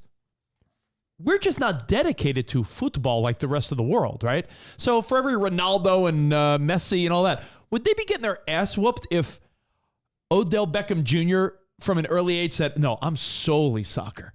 If Josh Allen or LeBron James or Chris Paul or any elite athlete was like, you know what? From a young age, I am solely focusing on soccer. Would we be number one by far? The only guy that would have had a shot here is Chris Paul because he's little. Yeah, he's little. He's smaller guy. I thought you were going to say me. LeBron James is entirely too big. No, a goalie though. What if LeBron James was the ultimate goalie with his gloves on? I could be a correspondent for Fox Sports Radio because I have an intimate knowledge of the game. See, but just an interesting deep thought. Intimate knowledge. Where's like, you know how the guy said about Mina Kimes how she's never snapped the ball? Yeah. Who's been on the field? This guy. I could talk about soccer all day long. I could criticize Ronaldo. Former soccer star. Rolando wrapping it up by saying, the U.S. would have more World Cups than Brazil. If soccer had, not to love Covino, but if all the elite athletes that were in the NFL, NBA, and Major League Baseball all said, I'm going to prioritize soccer because the money is there and the endorsements are there, guys like Ronaldo and Messi would be getting their ass whooped by people that just decided to pick other sports. By the way, Canada just whooped our ass. Men's soccer team.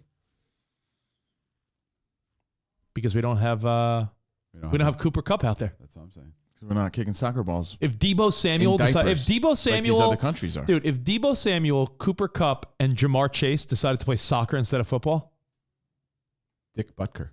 If Josh Allen and these young guys, if Patrick Mahomes said, I'm going to be a soccer star, they'd kill everybody. But they play other sports. Why don't they just make a soccer team of all the kickers from the NFL? Yeah. The guy on the Bengals, he's cold as ice. What's his name? On the Bengals? Yeah. Stevenson? McDougal? Ewan McKenzie? McEwen, right? Yeah. Or something. Let's call it a day. Please. Scramble Emma Ding Dong. Get out of here. Yes. All right. Until then. Until tomorrow. Arrivederci, baby. See you in the promised land. Goodbye. Goodbye, guys.